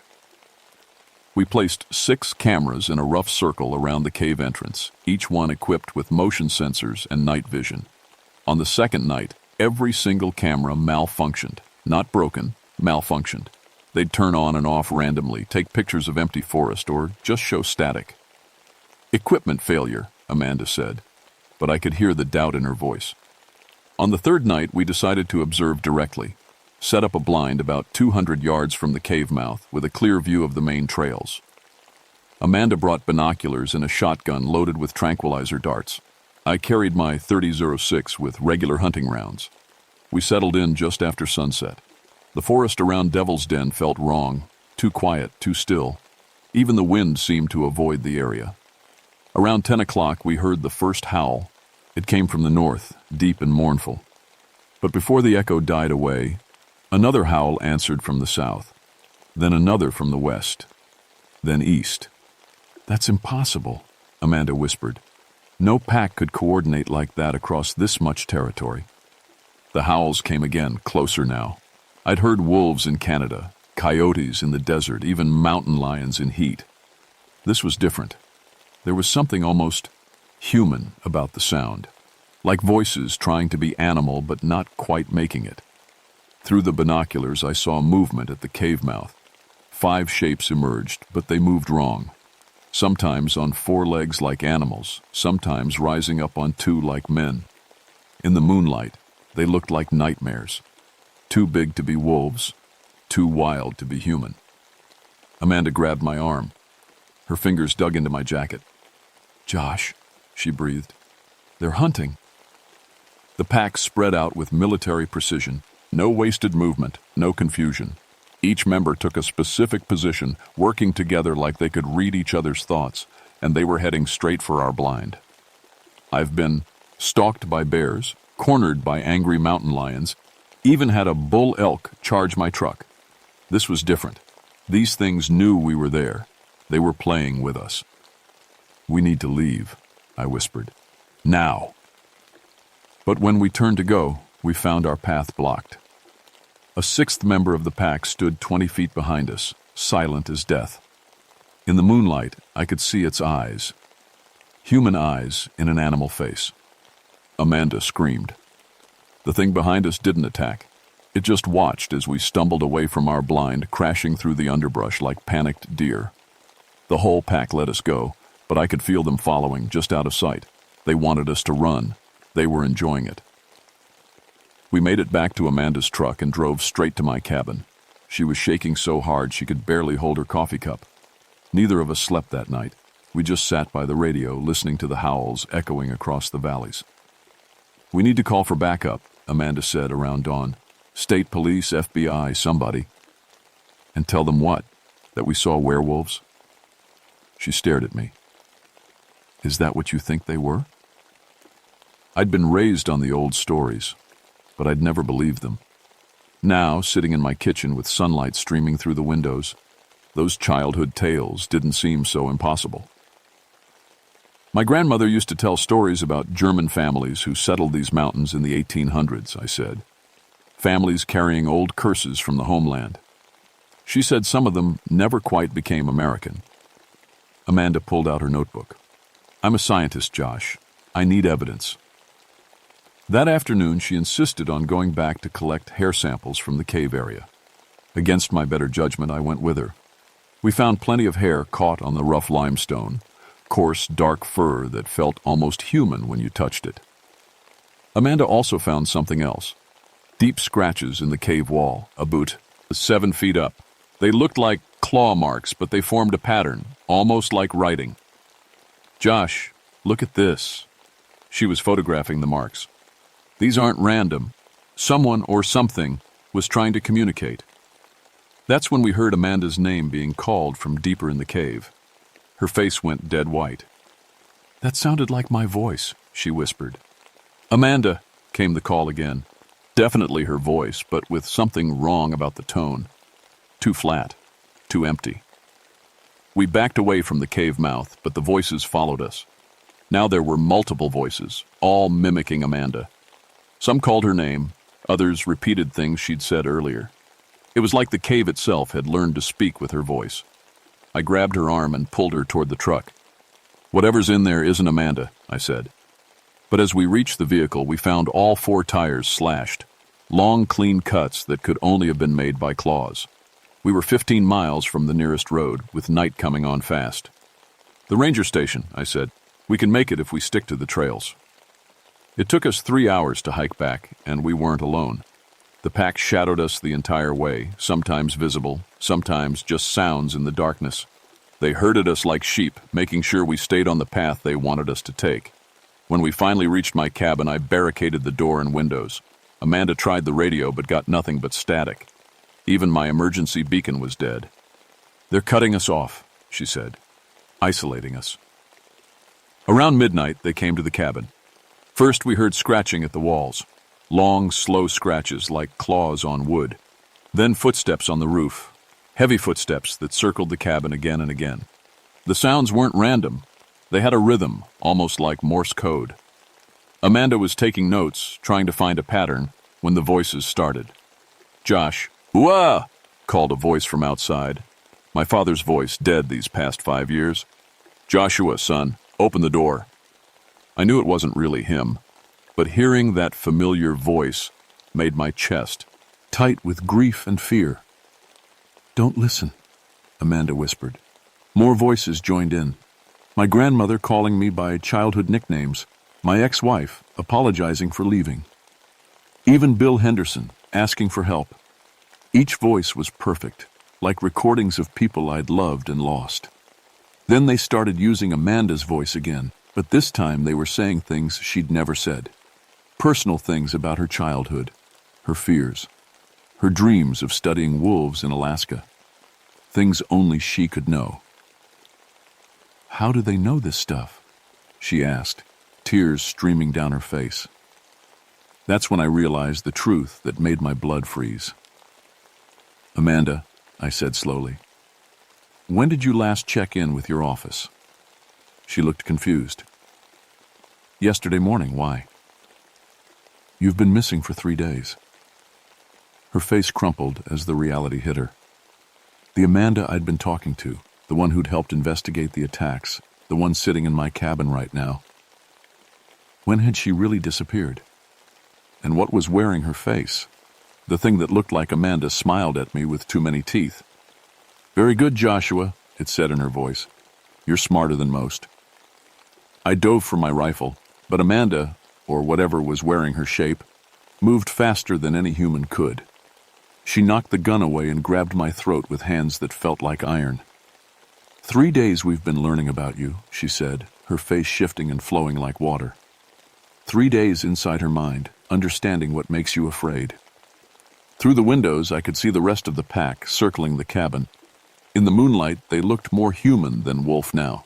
Tall figures with elongated limbs and faces that weren't quite either species. "What did you do with the real Amanda?" I gasped. "She's safe, sleeping in the deep caves, dreaming of wolves." The thing wearing Amanda's face tilted its head. "We needed to understand you, Fu. Your kind has forgotten the old agreements." "What agreements?" "The treaties our ancestors made with yours. We stay hidden. You stay away from our territory during the hunting season. But your people keep coming, keep building, keep pushing into our land." I managed to break free and backed toward the fireplace. My grandfather's old hunting knife was mounted above the mantel.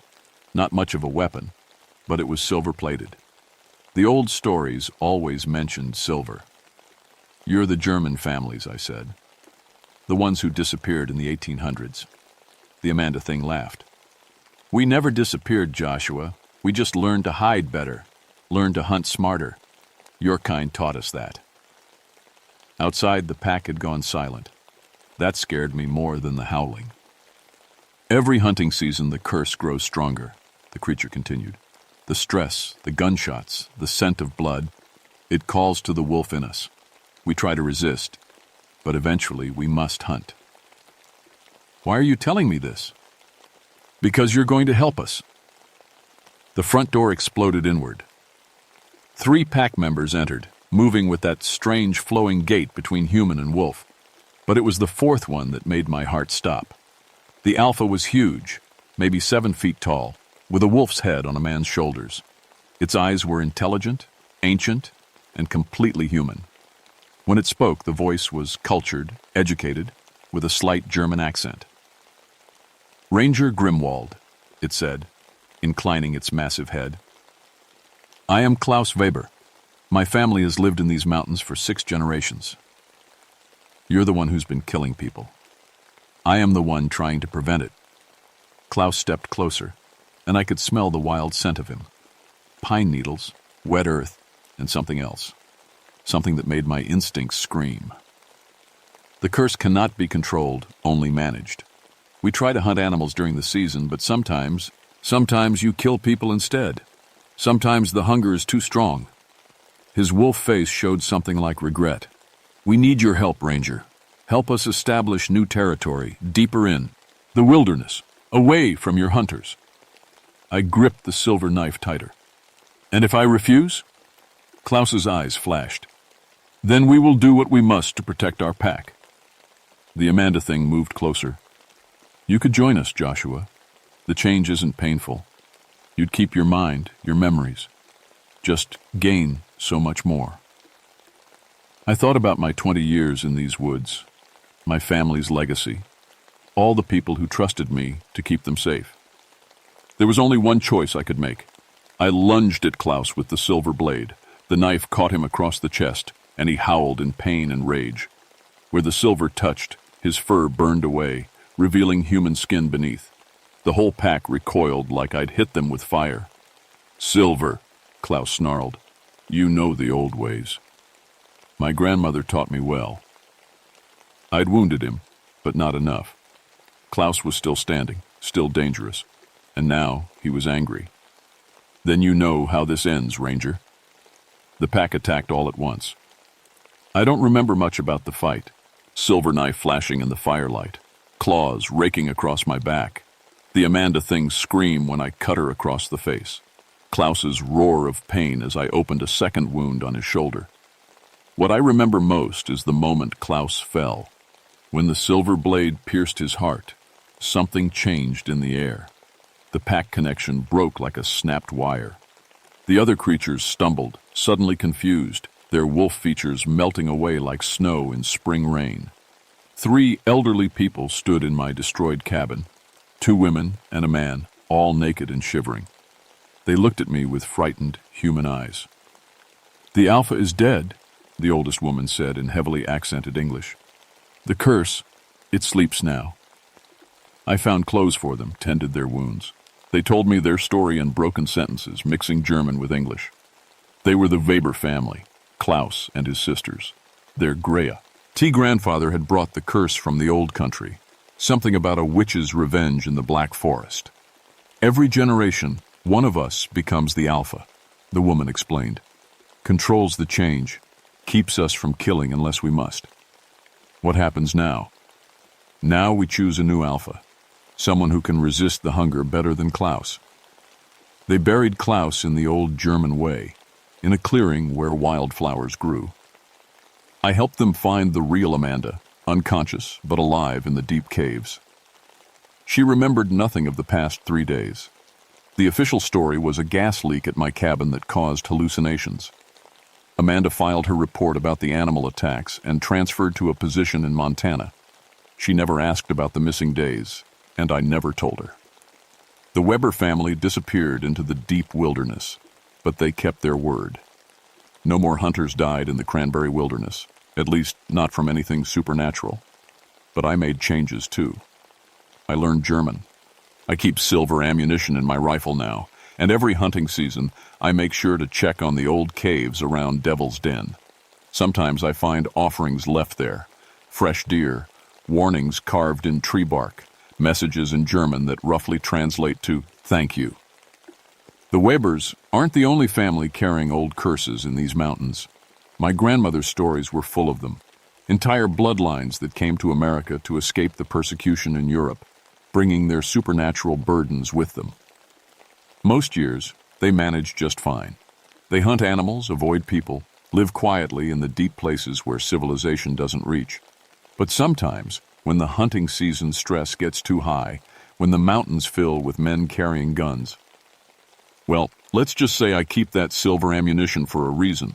If you're planning to hunt in the Monongahela this season, stick to the marked trails, respite, X the old bloodlines. And if you hear howling that sounds almost human, don't go investigate. Some family curses run deeper than we understand. My name is Joshua Grimwald, and I've been protecting these mountains for 23 years now. Trust me when I tell you, there are still things in the deep woods that remember the old country. Things that remember when the world was different. Things that are just trying to survive, just like the rest of us.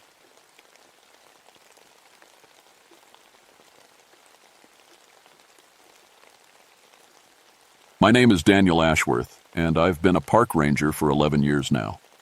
Most folks think that means I just walk around the woods all day, but there's a lot more to it than that, especially when you work with kids like I do. I'm stationed at Joyce Kilmer Memorial Forest in North Carolina, part of the Cherokee National Forest. It's a special place, one of the last old-growth forests in the East. Some of these trees are over 400 years old, standing tall since before the first European settlers ever set foot in these mountains. The canopy is so thick that even on bright days, it feels like twilight underneath. Before I became a ranger, I taught third grade for 8 years. I loved those kids, but I wanted to share something bigger with them, the wonder of the natural world. So I switched careers and never looked back. Now I get to take school groups into these ancient woods and watch their eyes light up when they see a 100-foot tulip poplar or spot a salamander under a rotting log. September is my favorite time of year. The leaves are just starting to turn, painting the forest in reds and golds. It's also our busiest season for field trips. Teachers want to get their groups out before the weather turns cold. That's why I wasn't surprised when Mrs. Henderson called from Bryson Elementary to schedule a trip for her third graders. 22 kids, she said, plus 4 parent volunteers. Standard group size.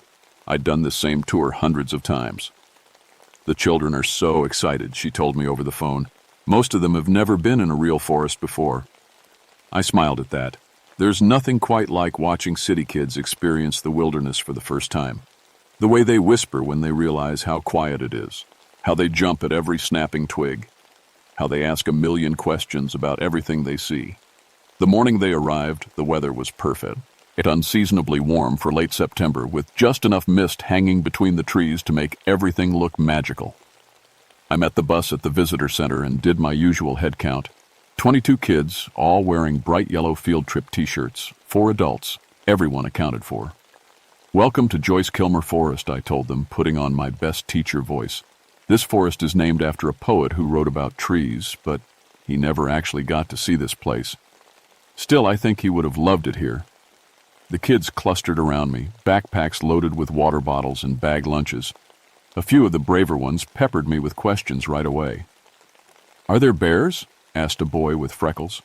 "Sometimes," I said, "but they're more afraid of you than you are of them." "What about snakes?" This from a girl with pigtails. "A few, but they mostly stay out of our way." I'd heard all these questions before.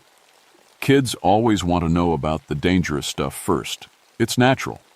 But what I didn't expect was the question that came from a quiet boy at the back of the group. "What about the other children?" I looked at him more closely. He was small for his age, with serious dark eyes. "What other children, buddy?" "The ones who live in the forest." Mrs. Henderson laughed nervously. Tommy's been reading too many fairy tales, I think. You know how kids are with their imaginations. I nodded and smiled, but something about the way the boy said it stuck with me.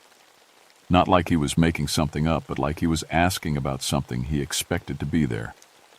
Well, I said, there are no other children in the forest today. Just us. As we started down the trail, I couldn't shake the feeling that someone was watching us. It's not unusual. These old forests can feel alive sometimes, like the trees themselves are paying attention. But this felt different. More persona. The main trail is well maintained, about 3 miles of easy walking that loops through some of the most impressive groves. I've walked it thousands of times, know every root and rock, but that morning, something felt off. It was too quiet, even for a forest. We were about half a mile in when I noticed the first strange thing. The kids had spread out along the trail like they always do, some racing ahead, others lagging behind to look at bugs or collect leaves. But several of them had stopped and were staring off into the woods. "What are you looking at?" I asked Sarah, a blonde girl who was peering between the trees. "The other kids," she said, matter-of-factly. I followed her gaze, but saw only forest.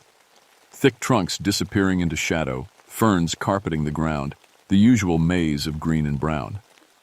"I don't see any other kids, sweetheart." "They're right there," she pointed. "That boy in the funny clothes just waved at me." One of the parent volunteers, Mr. Chen, walked over. "Sarah, we talked about using our imagination appropriately." But it wasn't just Sarah. 3 other kids were looking in the same direction, and they all seemed to see something I couldn't. "They're playing a game," whispered the boy named Tommy. "Like hide and seek, but different." I felt a chill that had nothing to do with the forest air. In 11 years of leading groups, I'd never had multiple kids claim to see the same thing that wasn't there. "Okay, everyone," I called out, using my authority voice. "Let's stay together and keep moving." We continued deeper into the forest. The trail wound between massive trees, some so wide that all the kids together couldn't wrap their arms around them. Normally, this part of the tour was full of excited chatter, but today the group was unusually subdued. That's when I heard it. Laughter, children's laughter, coming from somewhere off the trail. I stopped so suddenly that Mrs. Henderson bumped into me. "Did you hear that?" I asked. "Hear what?" The laughter came again, definitely the sound of kids playing, but it was coming from D, in the woods, where no children should be. "There's another group out there," I said, reaching for my radio, but all I got was static. The thick canopy sometimes blocked signals, but I'd never had a complete blackout on the main trail before. "Mr. Daniel?" It was Tommy again. "They want us to come play." "Who wants you to come play?" "The forest children. They know games we don't know." Several kids were nodding now. More than half the group was looking into the woods with bright, eager expressions. "They say they can show us secret places," added Sarah. "Places grown-ups don't know about." I felt my stomach tighten. "Listen carefully, everyone. We stay on the trail. No matter what you think you see or hear, we don't leave the path." But even as I said it, I could see the kids straining toward the woods like flowers turning toward sunlight. Whatever they were seeing, it was calling to them in a way that scared me. We pushed on, but the strange incidents kept happening. Kids would suddenly know facts about the forest they couldn't possibly have learned. The Cherokee names for plants, which berries were safe to eat, how to find water by following certain bird calls. When I asked where they learned these things, they always gave the same answer. The other children told us. The parent volunteers were starting to look worried too. Mr. Chen pulled me aside during our snack break. "Some of this stuff the kids are saying, it's actually accurate," he whispered. "My daughter knew that mushroom was poisonous, but we never taught her that, and she's not exactly the outdoorsy type." That's when I saw him, just for a second, out of the corner of my eye. A boy, maybe 8 years old, wearing clothes that looked like they came from an old photograph. Dark pants with suspenders, a white shirt, no shoes. He was standing behind a massive oak tree, perfectly still, watching our group. I turned to look directly, and he was gone. But Tommy was staring at the exact same spot, and he waved. "He says they've been waiting for us," Tommy said softly. My hands were shaking as I gathered the group. Whatever was happening here, it was escalating fast. And I was starting to realize that these weren't just children's imaginations running wild. Something was in these woods with us, something that wanted our kids. I tried to keep the group moving, but it was like fighting a current. The kids kept drifting toward the woods, drawn by sounds and sights that only they could detect. Every time I thought I had them all together, another one would wander toward the tree line. "The children in the forest know stories," Lucy said dreamily. She was one of the quieter kids, usually stuck close to Mrs. Henderson. Now she was walking at the very edge of the trail. "They want to tell us about the old times." "What old times?" I asked, though part of me didn't want to know. "When their families had to leave. When they got lost and couldn't find their way home."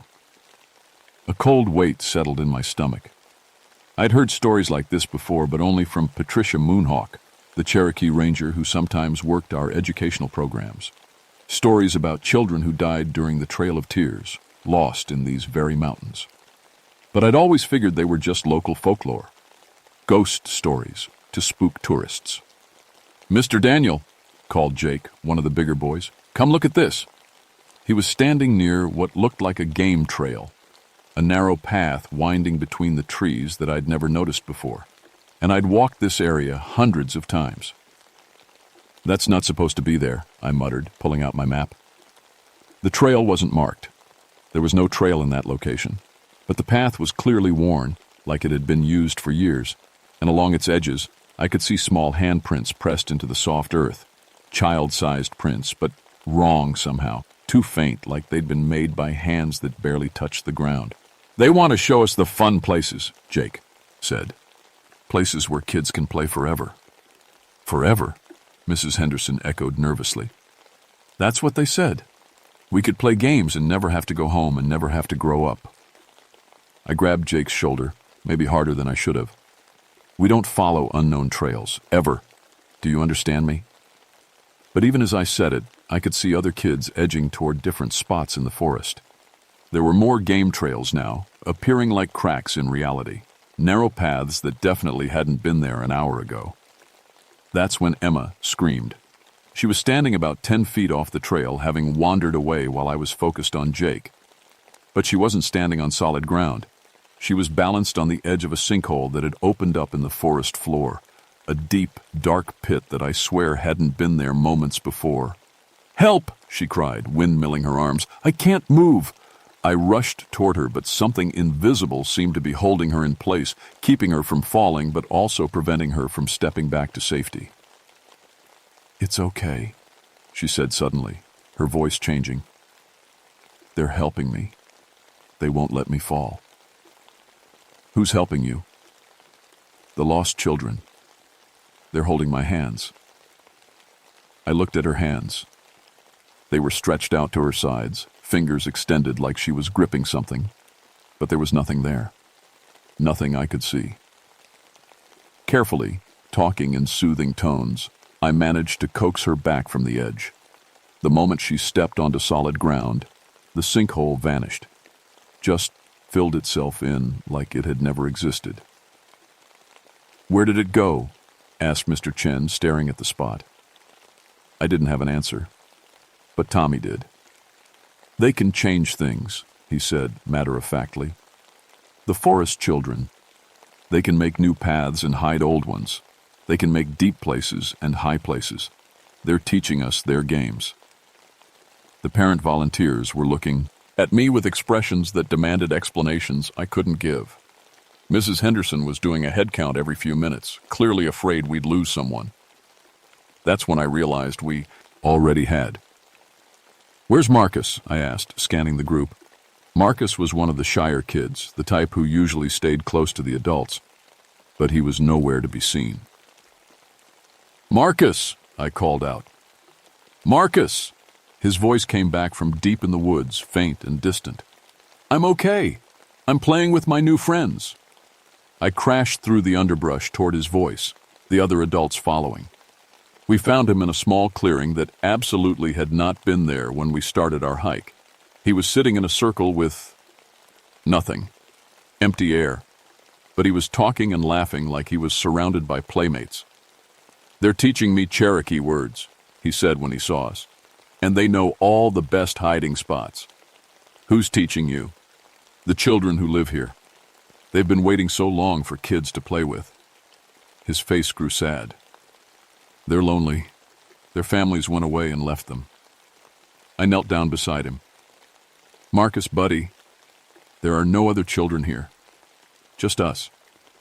He looked at me with the patient expression kids get when they think adults are being dense. "They're right there," he said, pointing around the circle. "Jenny's the girl with braids. She's 7, and that's Running Bear. He's really good at finding berries. And Little Crow knows all the animal sounds." He was giving them names, detailed descriptions. These weren't vague imaginary friends. They were real to him in every way that mattered. And as I looked around that impossible clearing, I could swear I saw shapes in my peripheral vision. Transparent figures of children in old-fashioned clothes sitting exactly where Marcus said they were. But every time I looked directly, there was nothing there. That's when I understood. These weren't hallucinations or overactive imaginations. The children in our group were seeing something real, something I couldn't see, but they could. And whatever these forest spirits Ritz wanted, it was getting stronger. The longer we stayed, the more solid they became, the more real their world seemed to our kids. "We need to get back to the bus," I said quietly to Mrs. Henderson. "Right now."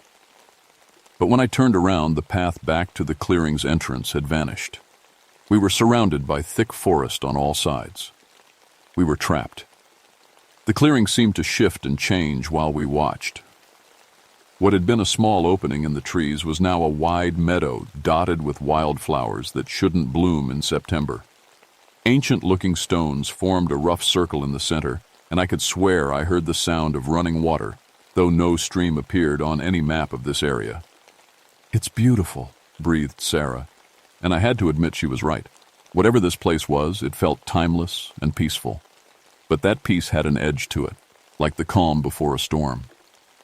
The kids from our group were spreading out across the meadow, each finding spots to sit as if they'd been invited to specific places. They were talking to empty air, but their conversations had the natural flow of real dialogue. Pauses for responses, laughter at unheard jokes, the give and take of children at play. "Mr. Daniel," Tommy called out.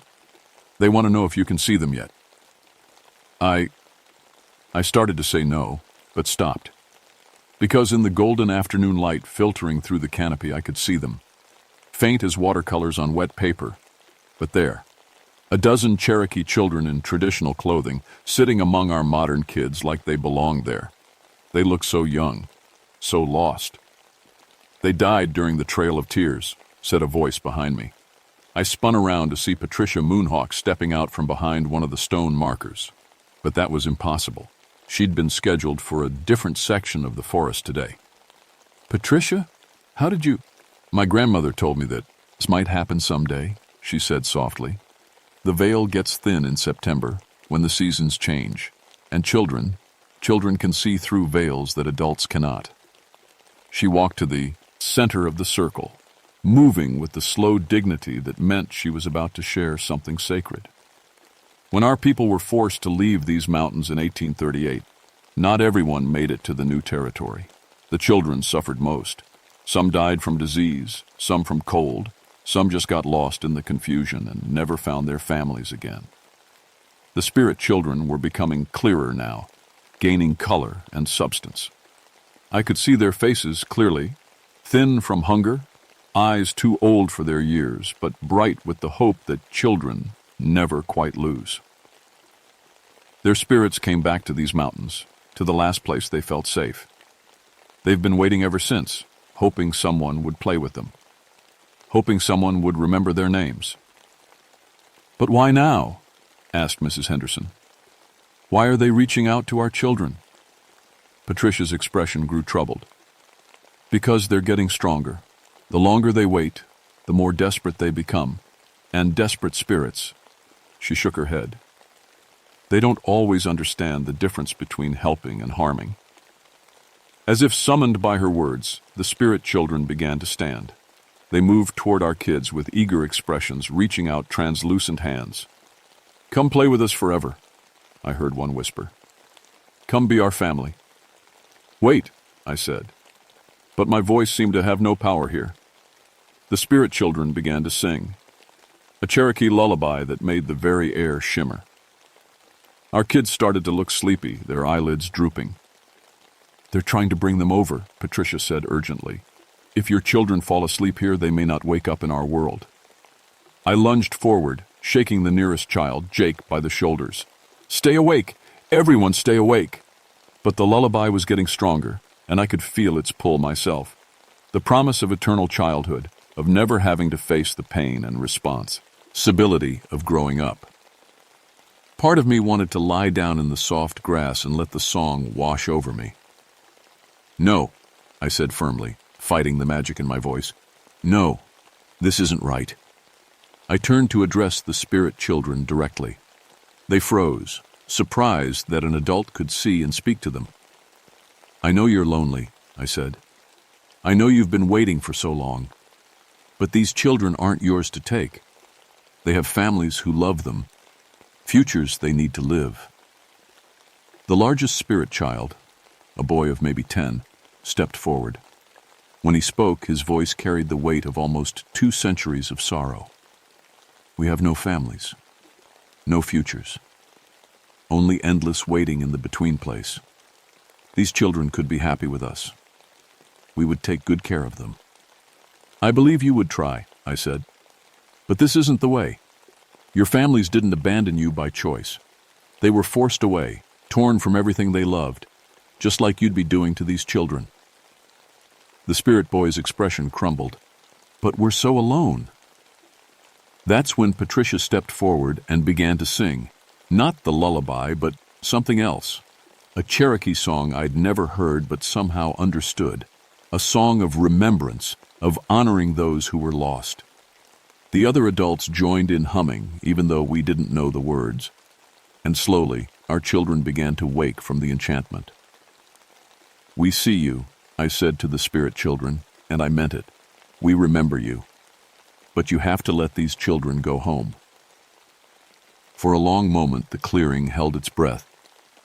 Then, one by one, the spirit children began to fade.